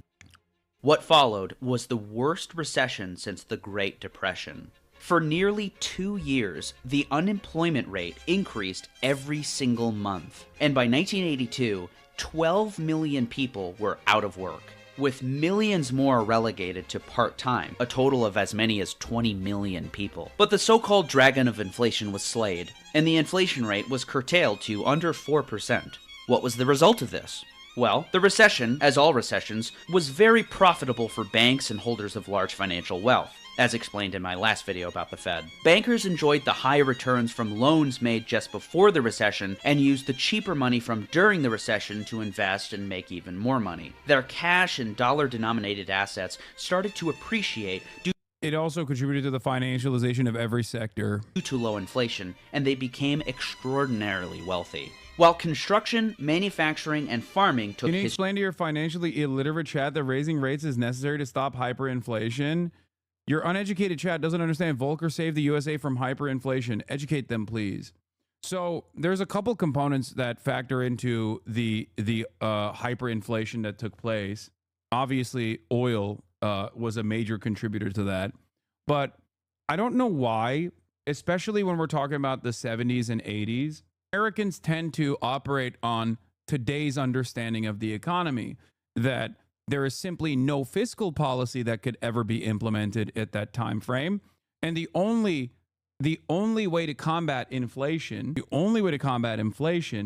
is with monetary policy. There are fiscal policies that you could implement. The problem is implementing fiscal policy is much harder because now you have partisan values at play. You have partisanship at play. You have disruptors. You have people who are going to play the role of obstructionists. Now, fiscal policy, of course, is fiscal policy happens through legislation. Monetary policy, on the other hand, happens through the Fed. Okay, the Fed limiting or increasing the money supply.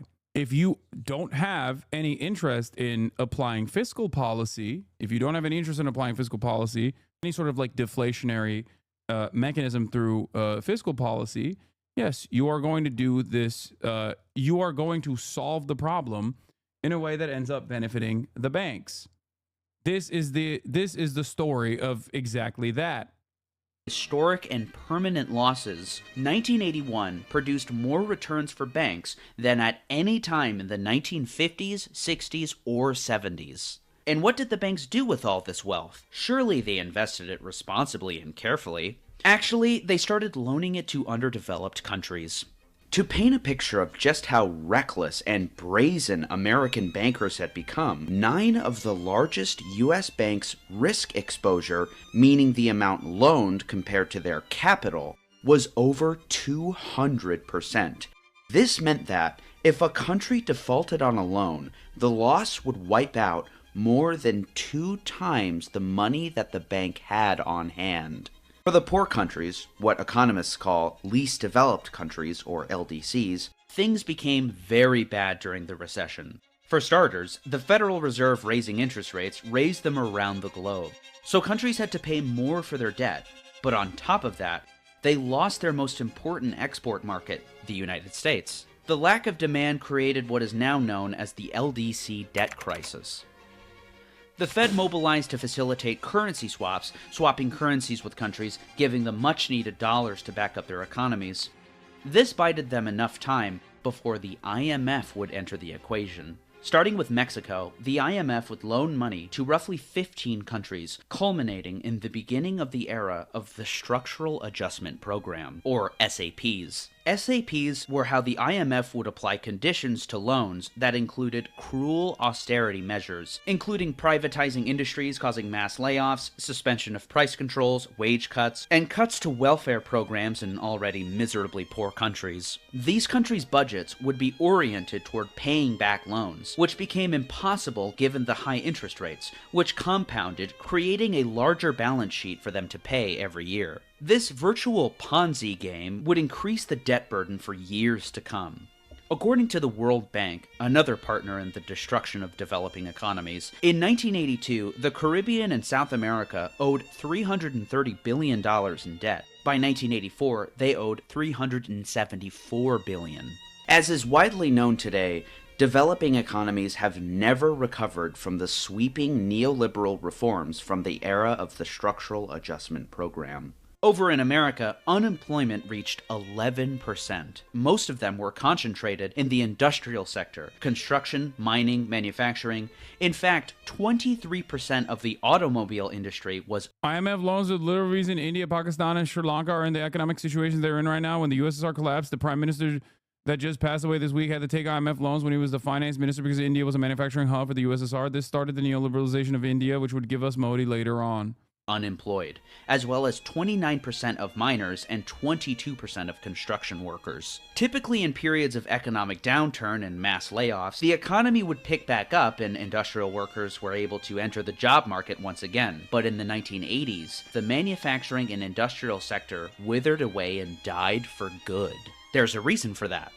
To many Americans, the idea of devaluing the dollar sounds like a bad thing, even vaguely unpatriotic perhaps. A weak dollar must weaken our mighty nation. A strong dollar means a strong economy. You would probably be surprised to learn that the strong dollar is, more than anything else, the primary cause of the decimation of American manufacturing.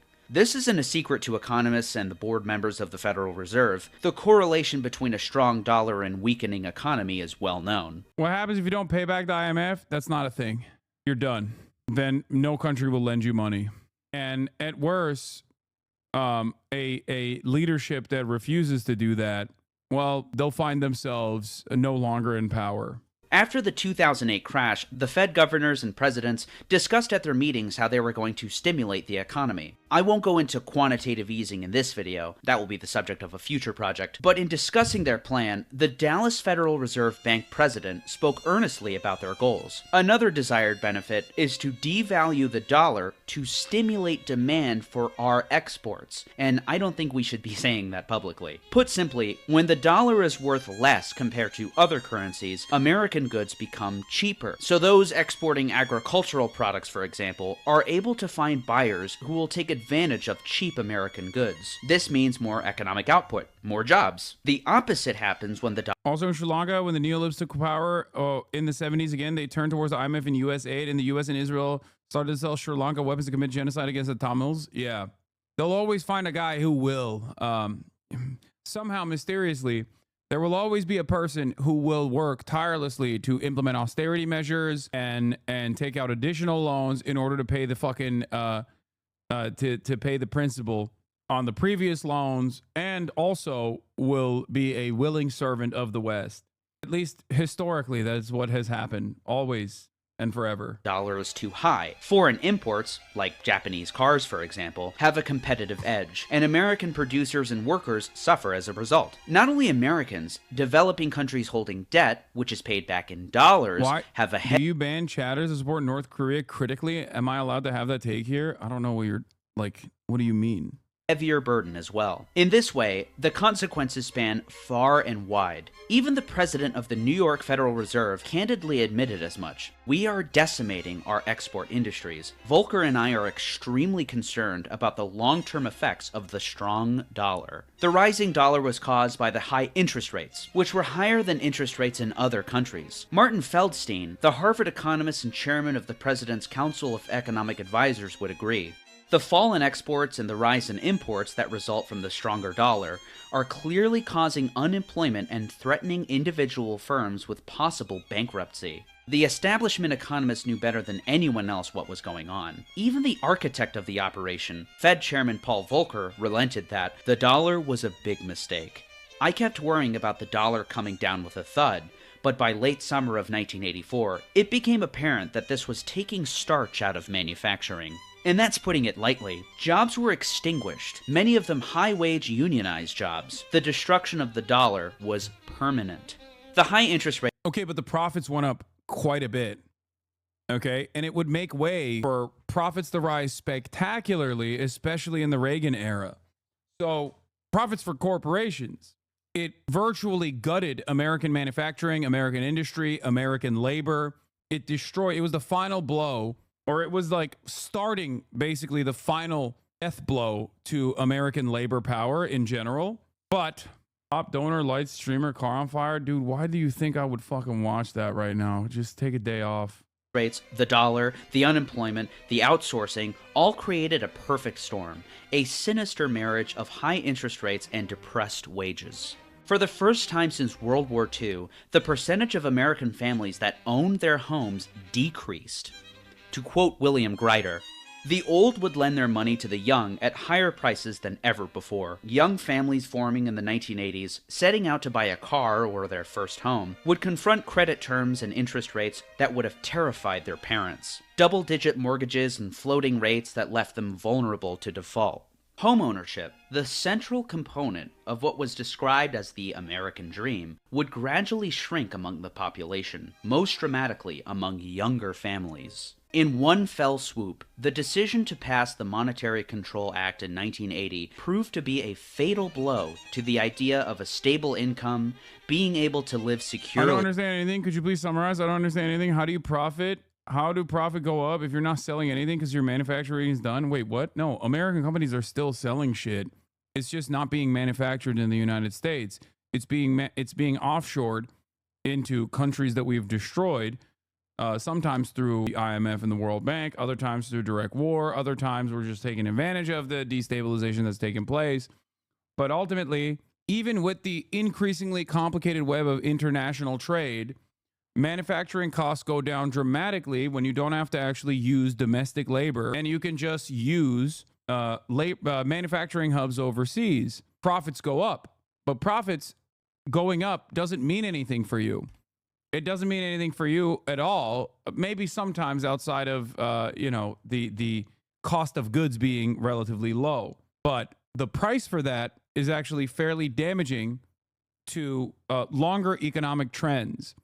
That's why you have so many ghost cities in the heartland of America. That's why, even though the GDP goes up, or even though the stock market is doing fantastic, the average American doesn't see the benefits of said reality, and that's why homelessness goes up. That's why people just no longer have the same stable income and a livable wage that has to be fought for every step of the way. A lot of the Americans believe that when the economy is doing well, or if the stock market is doing well, then they're doing well as well. And there have been many initiatives to universalize that as well, to make people feel like it's, they have a vested interest in the continued profits of corporations. Corporate profits go up, stock market does better. You have a 401k. You believe that your net worth is going up as a consequence of that. Your nest egg is doing better as a consequence of that. Okay. Meanwhile, as is the case with every other aspect of capitalism, the gains are not socialized. The gains are in the hands of the few. The losses, on the other hand, well, the losses are socialized. So when the stock market is doing poorly, you actually feel it. When the stock market is doing well, you don't actually feel it. It's that dumb argument, Alabama has a higher GDP per capita than Spain, as if that meant the quality of life was in any way comparable. Exactly. It's true. The poorest American state in the nation has a higher GDP per capita than fucking most, like, the entire nation of England. Okay? Not feeling it is feeling it. What do you mean? What contributes to profits do not, in many circumstances, does not actually benefit you. Okay? I'll give you one very easy example. When a massive corporation merges with another or acquires another company and they lay off a shit ton of the employees, let's say they lay off 100,000 employees, okay? Not 100,000, 10,000 employees. They've done this at the behest of eliminating redundancy, okay? Their stock prices go up. They're doing very well in the stock market. But for 10,000 people, they just fucking lost their jobs. So does that translate? Does that translate to a healthier economy overall? What the markers of success for a healthy economy, a robust economy, are sometimes diametrically opposed to the interests of the population.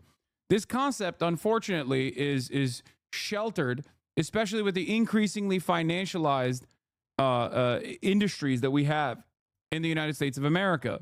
Immediate harm to the consumer, immediate harm to the the most tangible harm that you can foresee is something like all the controversies surrounding Boeing. Boeing at this point is no longer one of the most significant titans of American industry, although there's still plenty of, especially because of defense, plenty of things that Boeing manufactures within the United States with American hands. Having said that, they've increasingly outsourced their manufacturing, certain parts of their manufacturing, and constantly cut corners. This has created genuinely less safe products overall. This is yet another aspect of Boeing basically behaving like a bank. When I say financialization of American manufacturing, or financialization of every sector of every sector of the American economy, what I mean is virtually every company that under normal circumstances is supposed to create a product, sell that product to you, and then their profits go up as a consequence of that, as long as they can make sure that the product that they're selling to you is competitive in a normal market and is good and is relatively affordable. Nowadays, that does not factor into a company's success or its profit margins as much as the financial components, the constant investment and constant redistribution of its own assets. Every company turns into a bank, okay? And the financial moves that they make basically play a more important role in their profits increasing than the actual product that they're putting out there. What is this? Very good short explainer. Great again. The most patriotic thing you could do for your country is your homework. Dying is easy. Math is hard. What the fuck? You have a point. America's... What? Why are you sending this to me? In America, owning your own home and having wages reliably protected by strong unions. Democrats did this. To the enthusiasm of Republicans, no doubt, and the encouragement of Republican thinkers, namely Milton Friedman and Republican President Ronald Reagan. The economic legacy of the Democratic Party is merely a synthesis with the right to adopt conservative money policies. Democrats used their power to implement policies which were the brainchild of Milton Friedman. Democrats did the bidding of the right. This should be taught and remembered. The big pivot from classical capitalism, manufacturing to finance capitalism, we already saw the hurt from that in 2008, 2009, but it just kept going. Yes. So initiatives implemented under the Carter administration that were supercharged in the Reagan administration are directly responsible for the financialization, and every other administration that came afterwards continued that legacy. Also, I missed 50 gifted there, so I have to say, shouts out to Spec Drum for the 50 community gifted subs, allowing 50 people to be able to send me links and whatnot, which you can also, if you didn't get gifted there, you can also participate and become a subscriber by subscribing for, I think it's $4.50 for new subscribers right now, or for free with a Twitch Prime. Following managers will pressure you nonstop to push out product, and then you have to threaten them with law, so you can't just do the quality as required for the product. They don't care for quality, only quantity. Okay? I see the NVIDIA and rival setting for FPS with good visuals just now, by the way. What? As a link? I don't understand. But yeah, we talked about that. We talked about that because Carter also bears responsibility for this.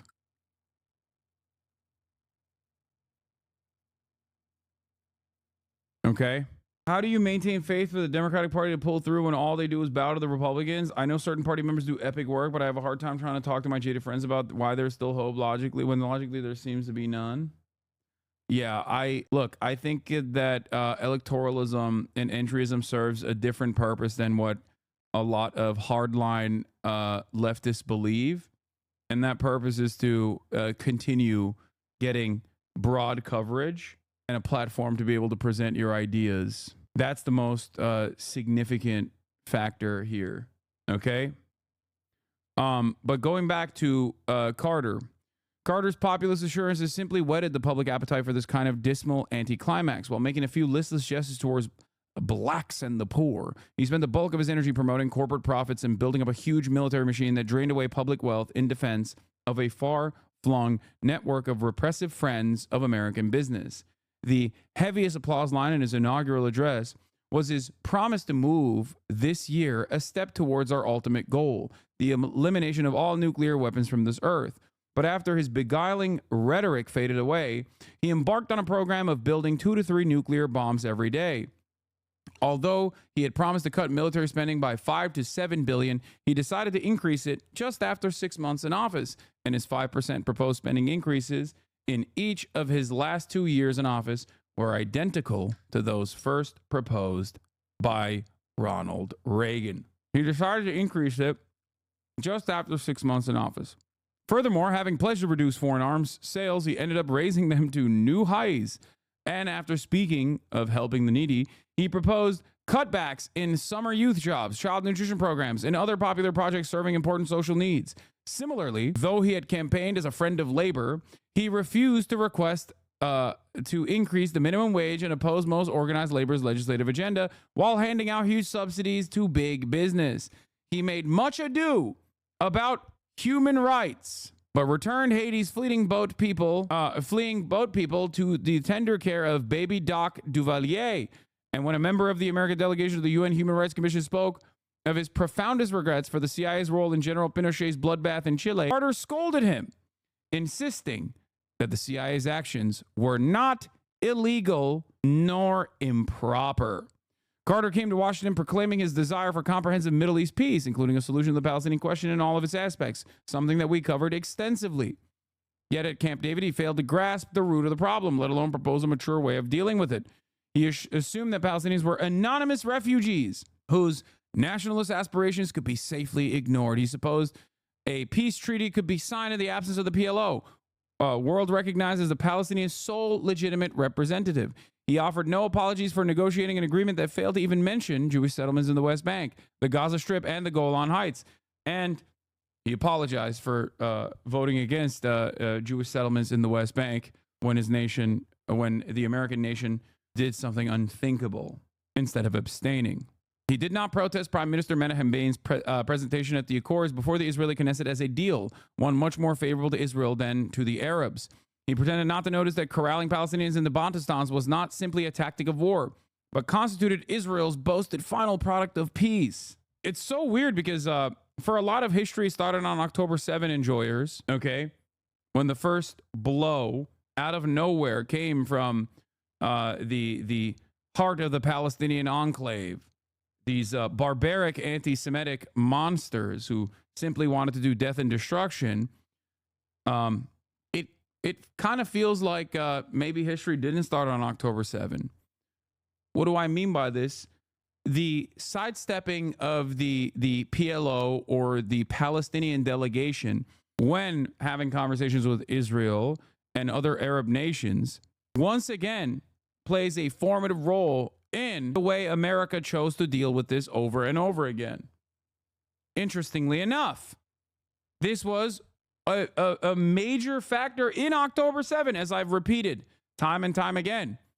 Donald Trump and his administration's Israel policy unshackling and unrestricting the last remnants of any kind of normalcy with the way that Israel operates in its 76-year, almost 77-year apartheid regime, permanently annexing and recognizing the Golan Heights as Israeli territory in direct contravention with international law, or moving the embassy, the American embassy, to Jerusalem, solidifying Israel's occupation in Jerusalem, which is a big fuck you to all of the Abrahamic religion enjoyers, and certainly the Palestinians. But last but not least, completely writing out the Palestinians and their understandable humanitarian needs and their need for emancipation from the equation by implementing the Abraham Accords with all of the American client states in the Gulf, all the way to the furthest reaches of the North African continent. Palestinians were left with no hope.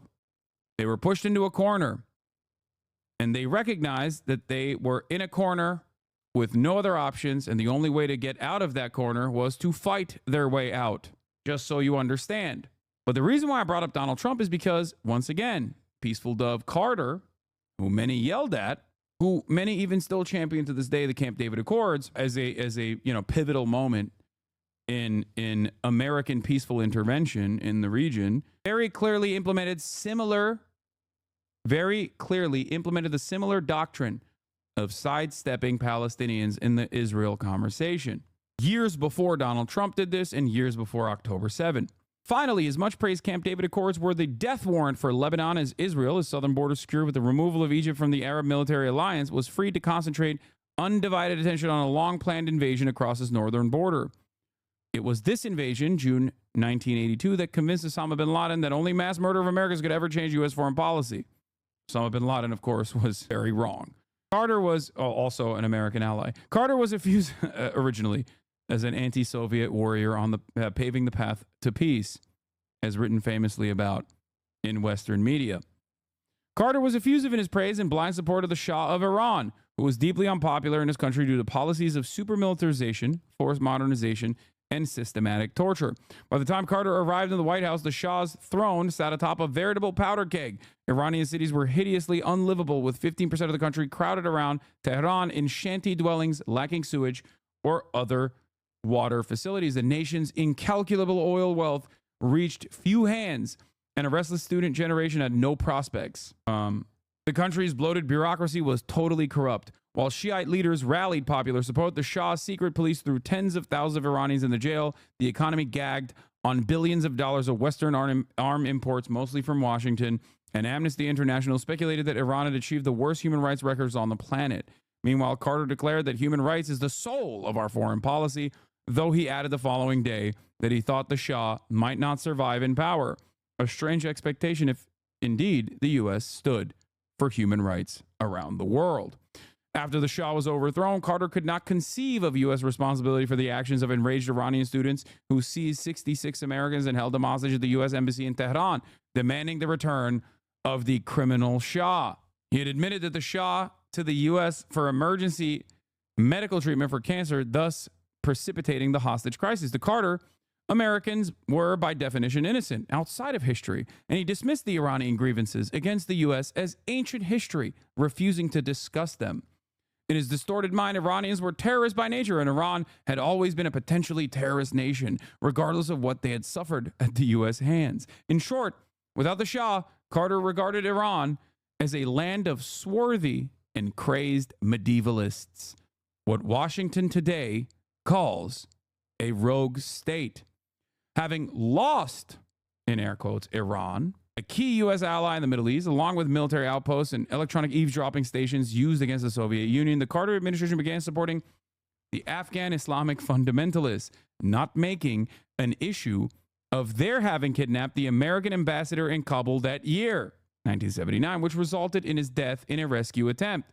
While U.S. officials condemned Islamic militants in Iran as terrorists, they praised them as freedom fighters in Afghanistan. Maybe the U.S. were the sectarians all along. The Sunni supremacist attitude. Different when the Shia does it. They don't believe in the 12 imams or whatever. Anyway, though both groups drew inspiration from the Ayatollah Khomeini, who was, in the eyes of official Washington, the devil incarnate. I guess the Afghan ones might have been, some of them were Shia militants too. I don't know. I'm not familiar with which rung of the Taliban we're talking about. Or not Taliban, the Mujahideen. In a 1998 interview, Carter's national security advisor, Zbigniew Brzezinski, admitted that the U.S. had begun giving military assistance to the Islamic fundamentalist Mujahideen in Afghanistan 6 months before the USSR invaded the country, even though he was convinced, as he told Carter, that this aid was going to induce a Soviet military intervention. Among the consequences of that policy were a decade and a half of war that claimed the lives of 1 million Afghans. Mujahideen torture the U.S. government officials called indescribable horror. Half of the Afghan population either dead, crippled, or homeless in the creation of thousands of Islamic fundamentalist warriors dedicated to unleashing spectacularly violent attacks in countries throughout the world. The list of disastrous policies can go on. For example, Carter continued the Ford administration's policy of backing Indonesia's occupation of East Timor, which killed tens of thousands of Timorese during Carter's years in office and roughly a third of the Timorese population overall between 1975 and 1979. In 1977 to 78, while Indonesia engaged in wholesale destruction in the form of massive bombardment, wiping out villages and crops, and relocations of populations to concentration camps, the Carter administration extended the military and diplomatic support necessary to make it all possible. In late 1977, Washington replenished Indonesia's depleted supplies with a sharp increase in the flow of military equipment. Jakarta used U.S.-supplied B-10 Broncos, planes designed for counterinsurgency operations, encouraging the ferocious attacks that reduced East Timor to the level of Pol Pot's Cambodia. In a 1979 interview with the New York Times, Father Leoneto Vieira de Rego, a Portuguese priest who spent years in the mountains of East Timor between 1976 and 79, said that the genocide and starvation was the result of full-scale incendiary bombing. What is happening? Why are people saying XUCL? I personally witnessed, while running to protected areas, going from tribe to tribe, the great massacre from bombardment and people dying from starvation. In May 1980, Brian Eads reported from the London Observer that malnutrition and disease are still more widespread than in ravaged Cambodia. Relating to the comments of an official recently back from a visit to Cambodia, Eads added that by the criteria of distended bellies, intestinal disease, and brachial parameter, the measurement of the upper arm, the East Timorese are in a worse state than the Khmers, another stellar achievement of the Human Rights Administration. Furthermore, during Carter's brief reign, he ordered the production of the neutron bomb, which his administration praised for only destroying people while leaving property intact, endorsed flexible response and limited nuclear war, lobbied for the radar-evading cruise missile, developed a rapid deployment force for instant intervention anywhere, enacted selective service registration in peacetime, and advocated the construction of the first strike MX missiles for the use in a nuclear shell game along an elaborate system of underground railroad tracks proposed for the Utah desert. While lecturing the Soviets on human rights, he escalated state terror in El Salvador, crushed democracy in South Korea, which we talked about briefly. I think there's a thread here for it as well, if I'm not mistaken. Okay, maybe not. Oh, here it is. Or no, this is the Brazilian one. There was another thread on the Gwangju uprisings, which was also long-standing American policy, allowing the military dictatorship to continue with American support to dominate any kind of general strike or any kind of anti-government intervention. Any kind of populist uprising was violently squashed. The people of Gwangju rose up against Chun Do-hwan's military dictatorship, calling for democracy in South Korea. In response, with a green light from the U.S., South Korean police and soldiers massacred 2,300 people. We will never forget the martyrs of Gwangju. On October 1979, former President Park Chung-hee was assassinated by his own head of security, Chang Do-hwan, then seized power via military coup. Oh, this was the one I was looking for. Jimmy Carter approved an operation to crush the pro-democracy uprising in Gwangju, South Korea, against the U.S.-backed military dictatorship. South Korean military forces killed at least 600 people and injured over 4,000. U.S.-backed dictator Chun Do-hwan, by the way, those numbers are always incredibly inconsistent and impossible to fully figure out. Like, I'll give you an example of an earlier version of this, an earlier thing that happened in Jeju. The governor of Jeju at the time said that the number that was slain by the South Korean government, which was, again, directly killed because of the guerrilla militant uprising against the South Korean, against the South Korean dictatorship. The governor at the time said that it was 60,000. We don't know what the official numbers are. The reason why we don't know what the official numbers are is because the remnants of the Japanese colonial occupation-backed police forces alongside the military made no mention or didn't keep consistent records of the atrocities. We still don't know. And there are initiatives in South Korea right now that try to make sense of the atrocities and try to create like a truth and honesty commission or whatever, like to try to figure out exactly what happened. And yes, they weren't even explicitly communist, although there were some who were pro-DPRK by the end of the process. They were more tribal and communal, so the South Korean forces thought they'd support the North. They did resist the South Koreans from dominating their island. They also did, by the end of the process, openly say, like, understandably, that they would want to unify the entire Korean peninsula. The crackdown, this is a different one, though. That was a decade prior. This, on the other hand, is in, or I guess 2 decades prior. This, on the other hand, or 3 decades prior. Sorry, math is not my strong suit. Crackdown was carried out by South Korean special forces trained for missions inside of North Korea. They beat people with clubs, stabbed and mutilated them with bayonets, threw at least 20 from high buildings, and used U.S.-supplied weapons, which killed protesters. One witness described the soldiers' brutality. A cluster of troops attacked each student individually. Doors open. One witness described the soldiers' brutality. A cluster of troops attacked each student individually. They would crack his head, stomp his head, kick him in the face. When soldiers were done, he looked like a pile of clothes and a meat sauce. The brutality caused the Gwangju protests to swell and also take up arms and liberate the city in the style of the Paris Commune. Daily citizens' assemblies were created, and much of the entire city joined the protests, creating a self-governing community.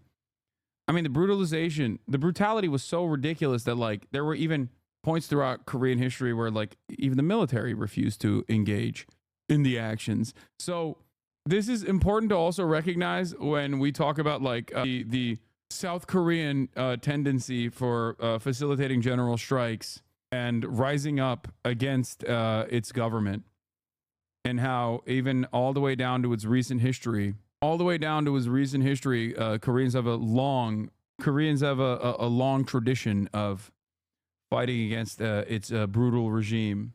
Korean right-wingers still argue that the term Gwangju protest is riot because foreign media use the term Gwangju uprising. Wait till they find out there's a Warsaw Ghetto uprising. Yeah. Now, Jimmy Carter's administration oversaw that, just so you understand. A good video about the chaeballs that came out from Fern. Ooh, that's sick. I love reading about this. I love learning about the chaeballs. Gave full support to Indonesia's near genocide. We talked about that. Maintain or increase funding for the Shah, Somoza Marcos, Brazil's neo-Nazi generals, and the dictatorships of Guatemala, Nicaragua, Indonesia, Bolivia, and Zaire. He refused to heed Archbishop Romero's desperate plea to cut off U.S. aid to the blood-drenched Salvadoran junta, and Romero was promptly assassinated. Furthermore, he said nothing at all when the London Sunday Times revealed that the torture of Arabs implicated all of Israel's security forces and was so systematic that it cannot be dismissed as a handful of rogue cops exceeding orders. And though he presented himself as sympathetic to those who had opposed the Vietnam War, he refused to pay reconstruction aid on the grounds that during the devastating U.S. attack on the tiny country, the destruction was mutual. Oh, continuing Nixon's legacy. Okay. Carter turned to... This is why when parties shift, this is why I talk about how foreign policy, American foreign policy is uniparty. Okay? There are some minor differences, oftentimes led by Republican administrations making things worse overall. But the Democrats are certainly willing participants in the continuation of that rightward shift. This is how we arrive at the post-9/11 universe of like both parties being overtly pro-war, pro-militarism, pro-international intervention with direct boots-on-the-ground military warfare. Carter turned domestic policy over to Wall Street, which we talked about a little bit, refusing to increase the minimum wage and telling his cabinet that increasing social spending is something we just can't do. According to Peter Bourne, a special assistant to the president in the Carter White House, he did not see health care as every citizen's right, though every other industrial state in the world except apartheid South Africa disagreed with him. He understood that liberals desired it, but Bourne notes he never really accepted it.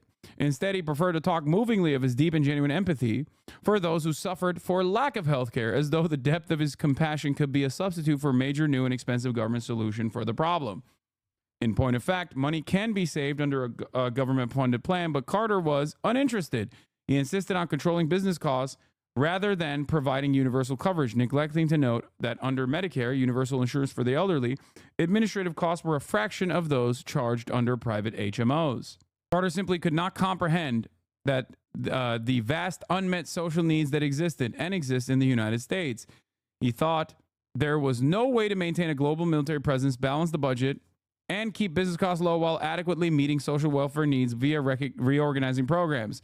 When his Secretary of Health, Education, and Welfare, Joe Califano, informed him that without increased funding, many welfare recipients will be worse off, and after any reorganization than before, Carter erupted, "Are you telling me that there is no way to improve the present welfare system except by spending billions of dollars? In that case, to hell with it." In response to a comment that his denial of federal funding for poor people's abortions was unfair, Carter summed up the political philosophy that rendered him hopelessly unprogressive. Well, as you know, there are many things in life that are not fair, that wealthy people can afford and poor people cannot, like political candidates who do their bidding.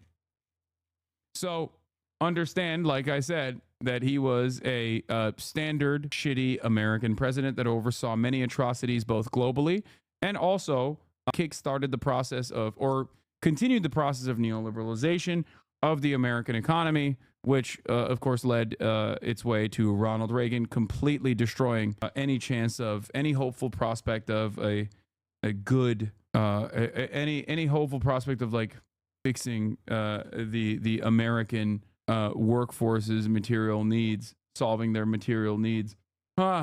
So yeah, not the best guy overall. When he decided on glasnost and perestroika, and that in effect resulted in the dismantlement of the Soviet Union and also resulted in the withdrawal of Soviet invading troops from Afghanistan. Despite his ongoing struggles with the Soviets, Carter forged major accomplishments in foreign policy, opening diplomatic relations with China, pushing through a Panama Canal Treaty, and brokering a historic Middle East peace deal. Sun and tension on the Egyptian-Israeli border. I recognized before I was president the importance of the Mideast crisis between Israel and Egypt, because there had been 4 major wars in the previous 25 years. I was able to bring Sadat and Begin to Camp David, and we had a very successful 13 days there. And we came out with the Camp David Accords, which led 6 months later to a treaty between Israel and Egypt, not a word of which has ever been violated since. But the Watershed Agreement did not fix the problems dogging Carter's presidency. runaway inflation, We must face a time of national austerity. the energy crisis, All of us must learn to waste less energy. and a management style that Americans found pessimistic and uninspiring. It is a crisis of confidence. The final blow for Carter's re-election came in November 1979. Good evening. The U.S. Embassy in Tehran has been invaded and occupied by Iranian students.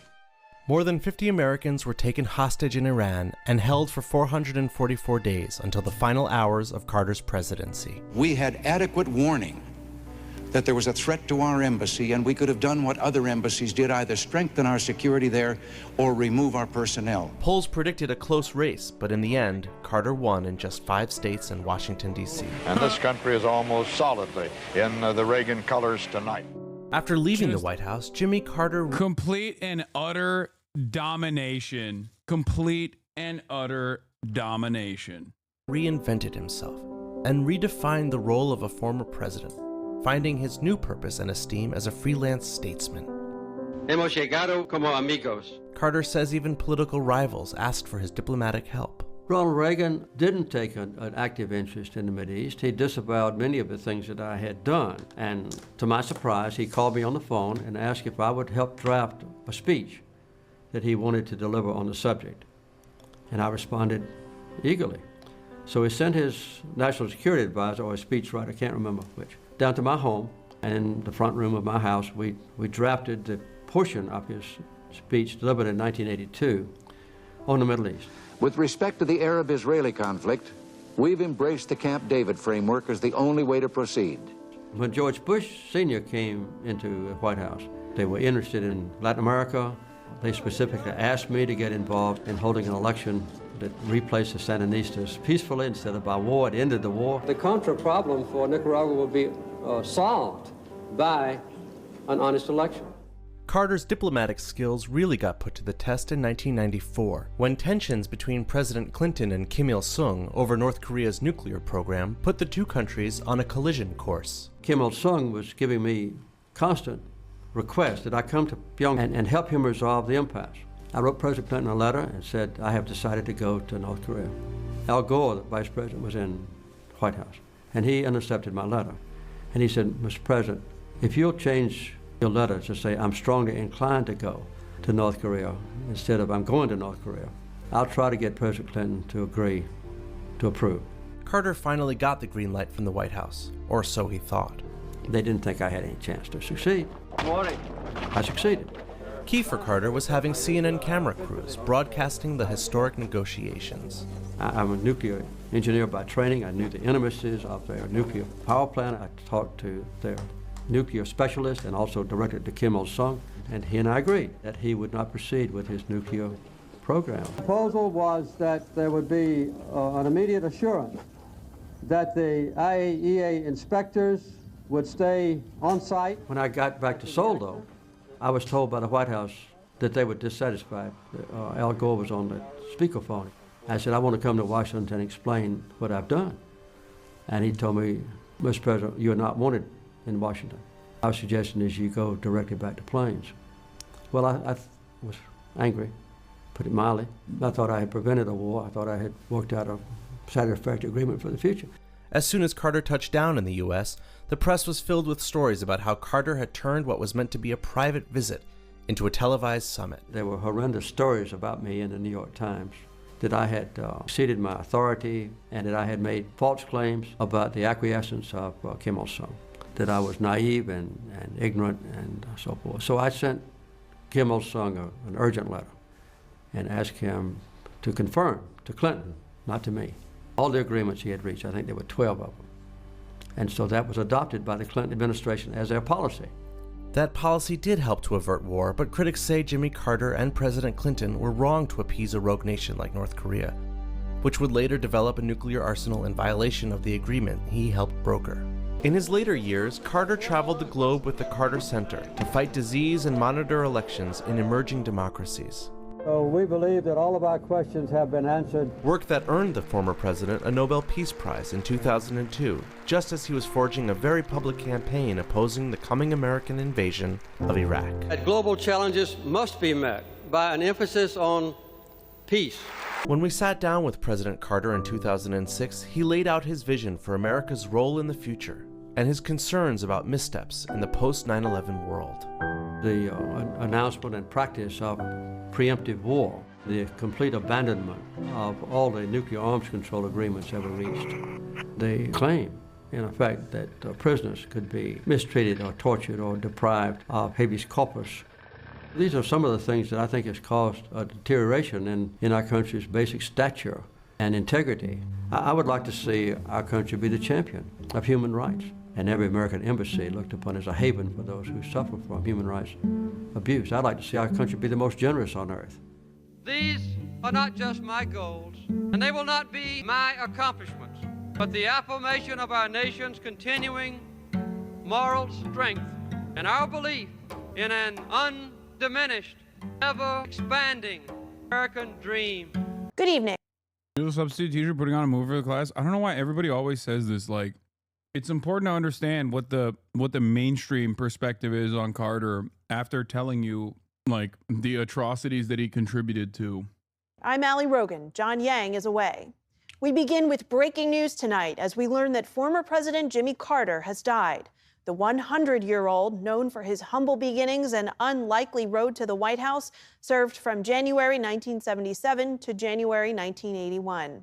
History shaped Carter's one term in office, including an economic recession, the Iran hostage crisis, and the Camp David Accords between Israel and Egypt. Carter was this country's longest living former president, and he died today at his home in Plains, Georgia, surrounded by family.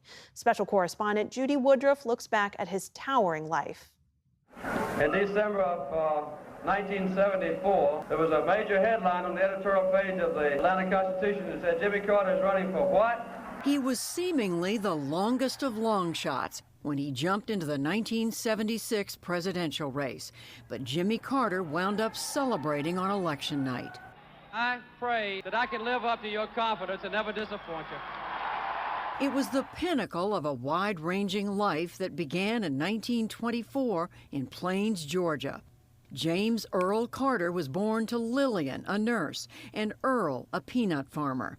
After a Depression-era upbringing, he finished the U.S. Naval Academy and married hometown sweetheart Rosalind Smith. In time, the newly minted officer rose to the rank of lieutenant in the nuclear submarine service.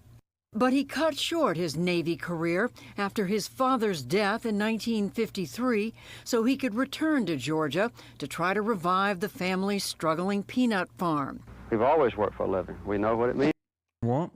We cannot fault Jimmy Carter for those who came after him. In fact, putting Reagan's many mistakes on him just water out his war crimes. What? So it's inappropriate of me to mention Trump's Abraham Accords when I'm talking about how October 7 happened, Trump's policy in Israel, because I think it's very important to mention that. I mean, Ronald Reagan is the worst, is the fucking devil. Yes, a lot of the Carter administration's continuation of the former administration's foreign policy in terms of continuing American global dominance against the USSR during the Cold War led to many deaths. I'm not being hard on Carter at all. Used to work. Within a few years, politics beckoned, and Jimmy Carter began his ascent, winning election as a state senator, and then in 1970, governor. Congratulations, Governor. He called for the state to transcend deep divisions over race and inequality. I say to you quite frankly that the time for racial discrimination is over. No poor, rural, weak, or black person should ever have to bear the additional burden of being deprived of the opportunity of an education, a job, or simple justice. Georgia law then limited governors to a single term, but Jimmy Carter had his eyes on a much bigger prize. On December 12, 1974, he announced he was running for president. Jimmy who? Jimmy Carter. Jimmy who? Outside his home state, candidate Carter began as a virtual unknown. Jimmy Who became a political punchline, even in Carter campaign films. But it was also an asset. Voters had soured on Washington after the Vietnam War and Watergate. And Mr. Carter embraced his outsider status and began climbing in the polls. I remember when we couldn't find a microphone. In April 1976, he mused on his appeal in an interview with the McNeil-Lehrer Report, a precursor to the NewsHour.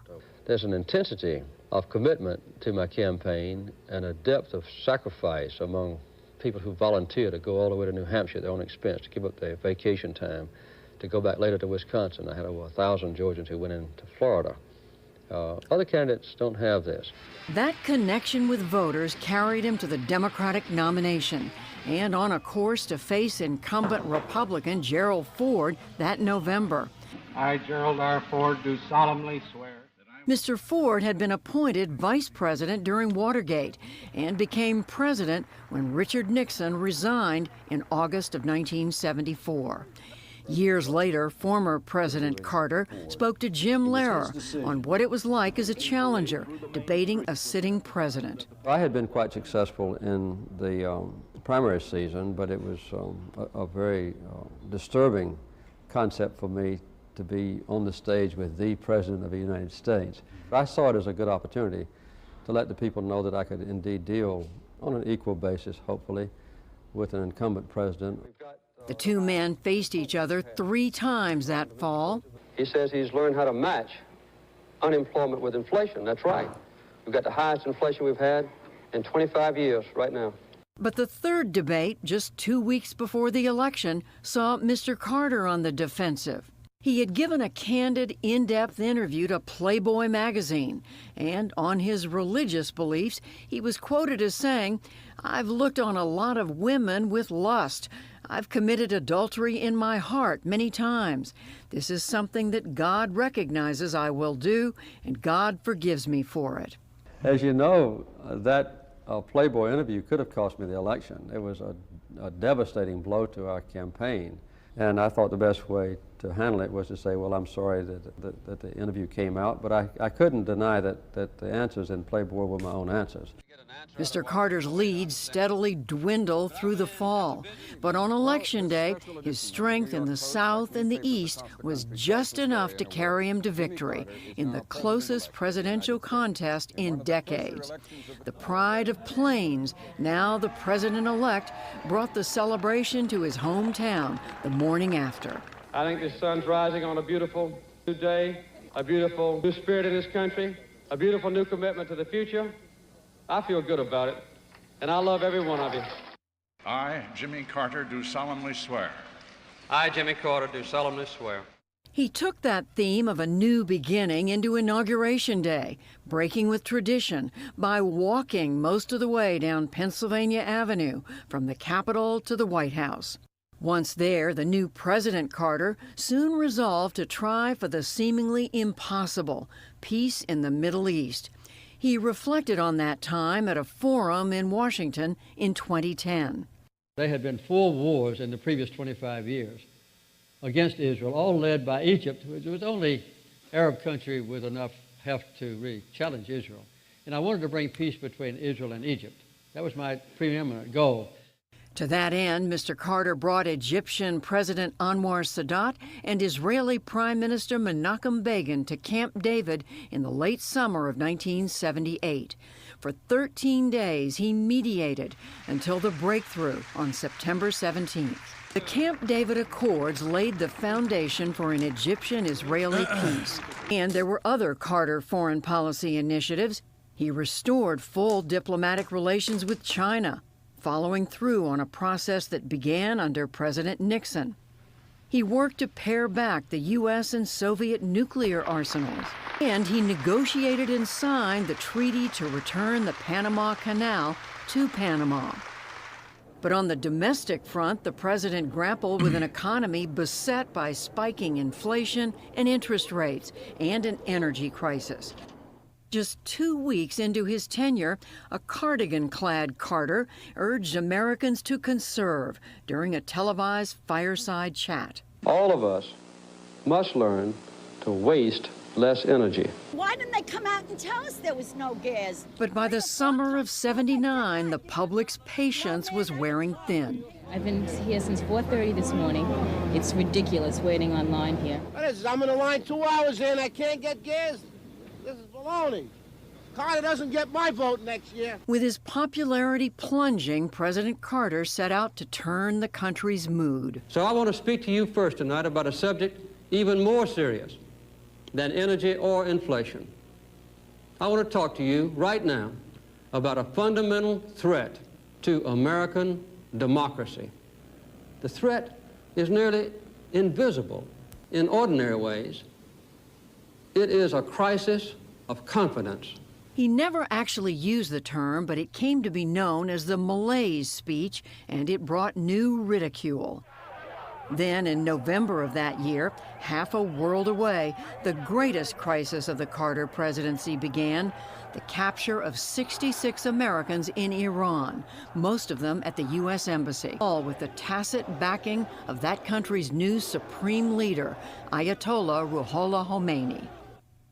In April 1980, the president authorized an ill-fated military operation to try to free the hostages, but the mission ran into mechanical troubles, and one helicopter crashed, killing 5 U.S. airmen and 3 U.S. Marines. Classic. It was the Iran crisis and the nation's deep economic trouble. Literally the most common. Bro, history just does not change, okay? Like that right there literally still happens to this day all the time. It's pretty wild. That haunted the Carter re-election bid. Senator Ted Kennedy mounted a primary challenge that lasted until that summer's Democratic convention. Meanwhile, Republicans coalesced around former California Governor Ronald Reagan. Good morning. How are you? And Illinois Congressman John Anderson, and also ran in the GOP primaries, turned independent for the general election. Give me your help. Give me your votes on the 4th of November. For weeks, the Carter campaign declined to have the president debate both Reagan and Anderson on the same stage. The man who should be here tonight to respond to those charges chose not to attend. But finally, just a week before the election, Mr. Carter did square off with Reagan, but found himself outmatched. Now we have an opportunity to move toward national health insurance. Governor Reagan, again, typically is against such a proposal. Governor, there you go again. Reagan used the debate to disarm depictions of himself as an extremist and thus ease voters' fears. He closed with a simple question that summed up his indictment of the Carter presidency. Do you feel better? You feel better today than you did, right? Isn't that the one where classic? Well, if you would ask yourself, are you better off than you were 4 years ago? Reagan would later call it a critical moment in the campaign. But in President Carter's eyes, the major factor in the election had nothing to do with that debate. It was the fact that we went through Election Day, which was the exact 1-year anniversary of the hostages being taken in Iran. By then, the Iranians had freed 14 of the original 66 American hostages. The other 52 remained captive, and Iran refused to budge. The parliament decided, under Khomeini's pressure, that they would not release the hostages, and this devastating negative news about hostages swept the country right on Election Day. I've always been convinced that this was a major factor. Whatever the reason, President Carter was trounced that night, and at 9:50 p.m., more than an hour before polls closed on the West Coast, he conceded. I promised you 4 years ago that I would never lie to you, so I can't stand here tonight and say it doesn't hurt. He spent much of his remaining time in office trying to free the Americans held in Tehran while he still could. And at 10 o'clock on inauguration morning, all the hostages were in an airplane ready to take off, and Khomeini held them until... I think one of the funniest parts of this, one of the funniest conversations to be had here is that he would literally be, if Biden remained committed to run and wasn't forced out, Donald Trump literally would have had Reagan margins in his victory over Joseph Robinette Brandon. Like, it would have been a complete rerun of Carter v. Reagan. Even in terms of, like, dealing with a foreign ally that is not playing ball in the midst of a hostage crisis. At that point, it was a foreign enemy, a foreign adversary for Carter, but Ronald Reagan did cut out a side agreement to extend the hostage crisis to help his chances in the election. Donald Trump, and for the record, the Carter administration didn't do anything about it. Just like Donald Trump absolutely was directly in contact with Benjamin Netanyahu by his own admission, and the American government did nothing to force Israel's hands into coming to the fucking ceasefire negotiation table. It's crazy. 5 minutes after I was no longer president, then they took off. But that was one of the happiest moments of my life. Every hostage came home safe and free. The landslide election defeat returned the Carters to civilian life, but they set about on a new life of service that won new respect.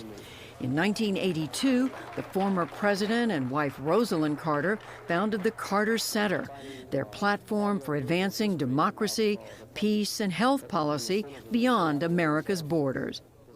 The work took them around the world, to places like Nicaragua to monitor elections, and Bosnia to try to end years of fighting.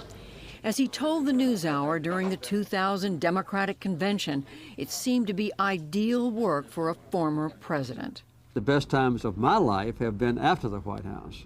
You have served a great nation, the greatest nation on earth, and then you have freedom from political obligations. You have an almost unlimited menu of things that you can either choose or say no. His new agenda did lead to occasional run-ins with his successors in the White House, as in 1994, when the Clinton White House balked at Mr. Carter's talks with North Korean leader Kim Il-sung on freezing his government's nuclear program. And in 2002, when he made waves in Cuba, meeting with President Fidel Castro and calling for an end to the decades-long U.S. embargo.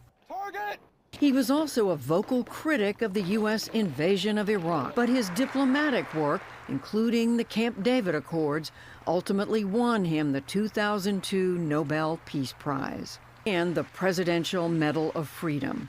He remained in the public eye through his final years, and he minced no words in his attitudes about President Trump. There's no doubt that the Russians did interfere in the election, and I think the interference, although not yet quantified, if fully investigated, would show that Trump didn't actually win the election in 2016. He lost the election, and he was put into office because the Russians interfered. In 2015, he was diagnosed with melanoma, a cancer that spread to his liver and his brain, but underwent a new treatment that sent it into remission. I've had a wonderful life. I've had thousands of friends. But now I feel, that it's in the hands of God, whom I worship. And I'll be prepared for anything that comes. Through it all, Jimmy Carter remained active, especially in his well-known work for Habitat for Humanity, building homes for the poor, and he continued teaching Sunday school in his hometown of Plains. President Biden visited the Carters there early in his term and said the former president had... It's my favorite photo. It's so grotesque. This photo lives in my brain permanently. It occupies a permanent space in my mind. It's just such a weird fucking photo. It makes the Bidens look like monstrous. Like the Bidens are ginormous, or they're just like the Carters are so tiny, but with massive heads. There's just something so eerie about it, and I love it. Shown the nation what it means to be a public servant. Age and illness ultimately forced Mr. Carter into home hospice care. And in late 2023, he suffered his greatest loss when Rosalind Carter died at 96. They had been married for 77 years.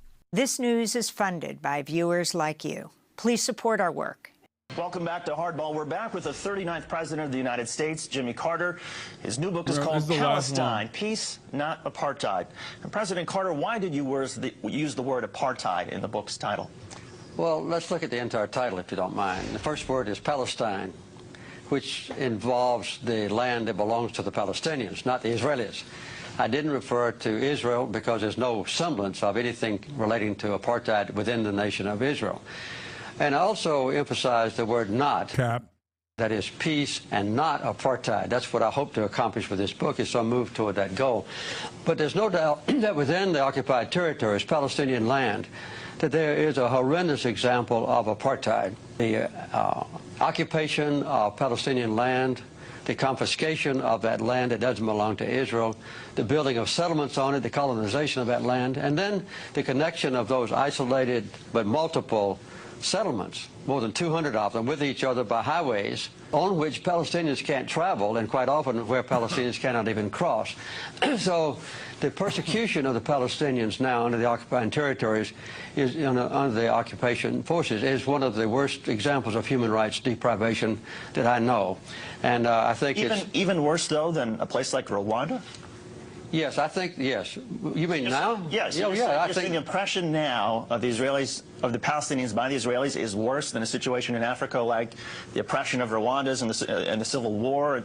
I'm not going back into ancient history about Rwanda, but right now, the persecution of the Palestinians is one of the worst examples of human rights abuse I know, because the Palestinians... When you're talking about right now, you're not talking about, say, I'm not talking about ancient history, no. Well, Rwanda wasn't ancient history, it was just a few years ago. You can talk about Rwanda if you want to. I want to talk about Palestine. What is being done to the Palestinians now is horrendous in their own territory by the occupying powers, which is Israel. They've taken away all the basic human rights of the Palestinians, as was done in South Africa against the blacks. And I make it very plain in this book that the apartheid is not based on racism, as it was in South Africa, but it's based on the desire of a minority of Israelis to acquire land that belongs to the Palestinians and to retain that land, and then to exclude the Palestinians from their own property and subjugate them so that they can't arouse and demonstrate their disapproval of being robbed of their own property. That's what's happening in the West Bank. And the people in this country, in America, never know about this. They never discuss this. There's no debate about it. There's no criticism of Israel in this country. And in Israel, there is an intense debate about the issues in this book. In this country, no. I agree. I mean, I wish we had that sort of debate that they're having in Israel. I wish we had that in the United States. But give us a sort of sense, how much of the responsibility for the conflict, the Israeli-Palestinian conflict, do you think belongs to the Israelis? I'm not kidding when I say this shit, dude. The cruelty has gotten worse, obviously, because Israel's not only an apartheid state, but now doing a genocide. But also, the conversation, like the permission structure for having this conversation has also gotten worse. Like the shit that he's saying here, you rarely ever hear in mainstream news now. Like you can't even you cannot have that conversation. Like the journalist does the classic thing, push back and be like, what about this? What about that? What about Rwanda? Right? But like ultimately he just concedes. He says, I'm not trying to talk about Rwanda. I'm trying to talk about Israel. I feel like no former president would ever come out and say shit like this now. Damn, this guy's good.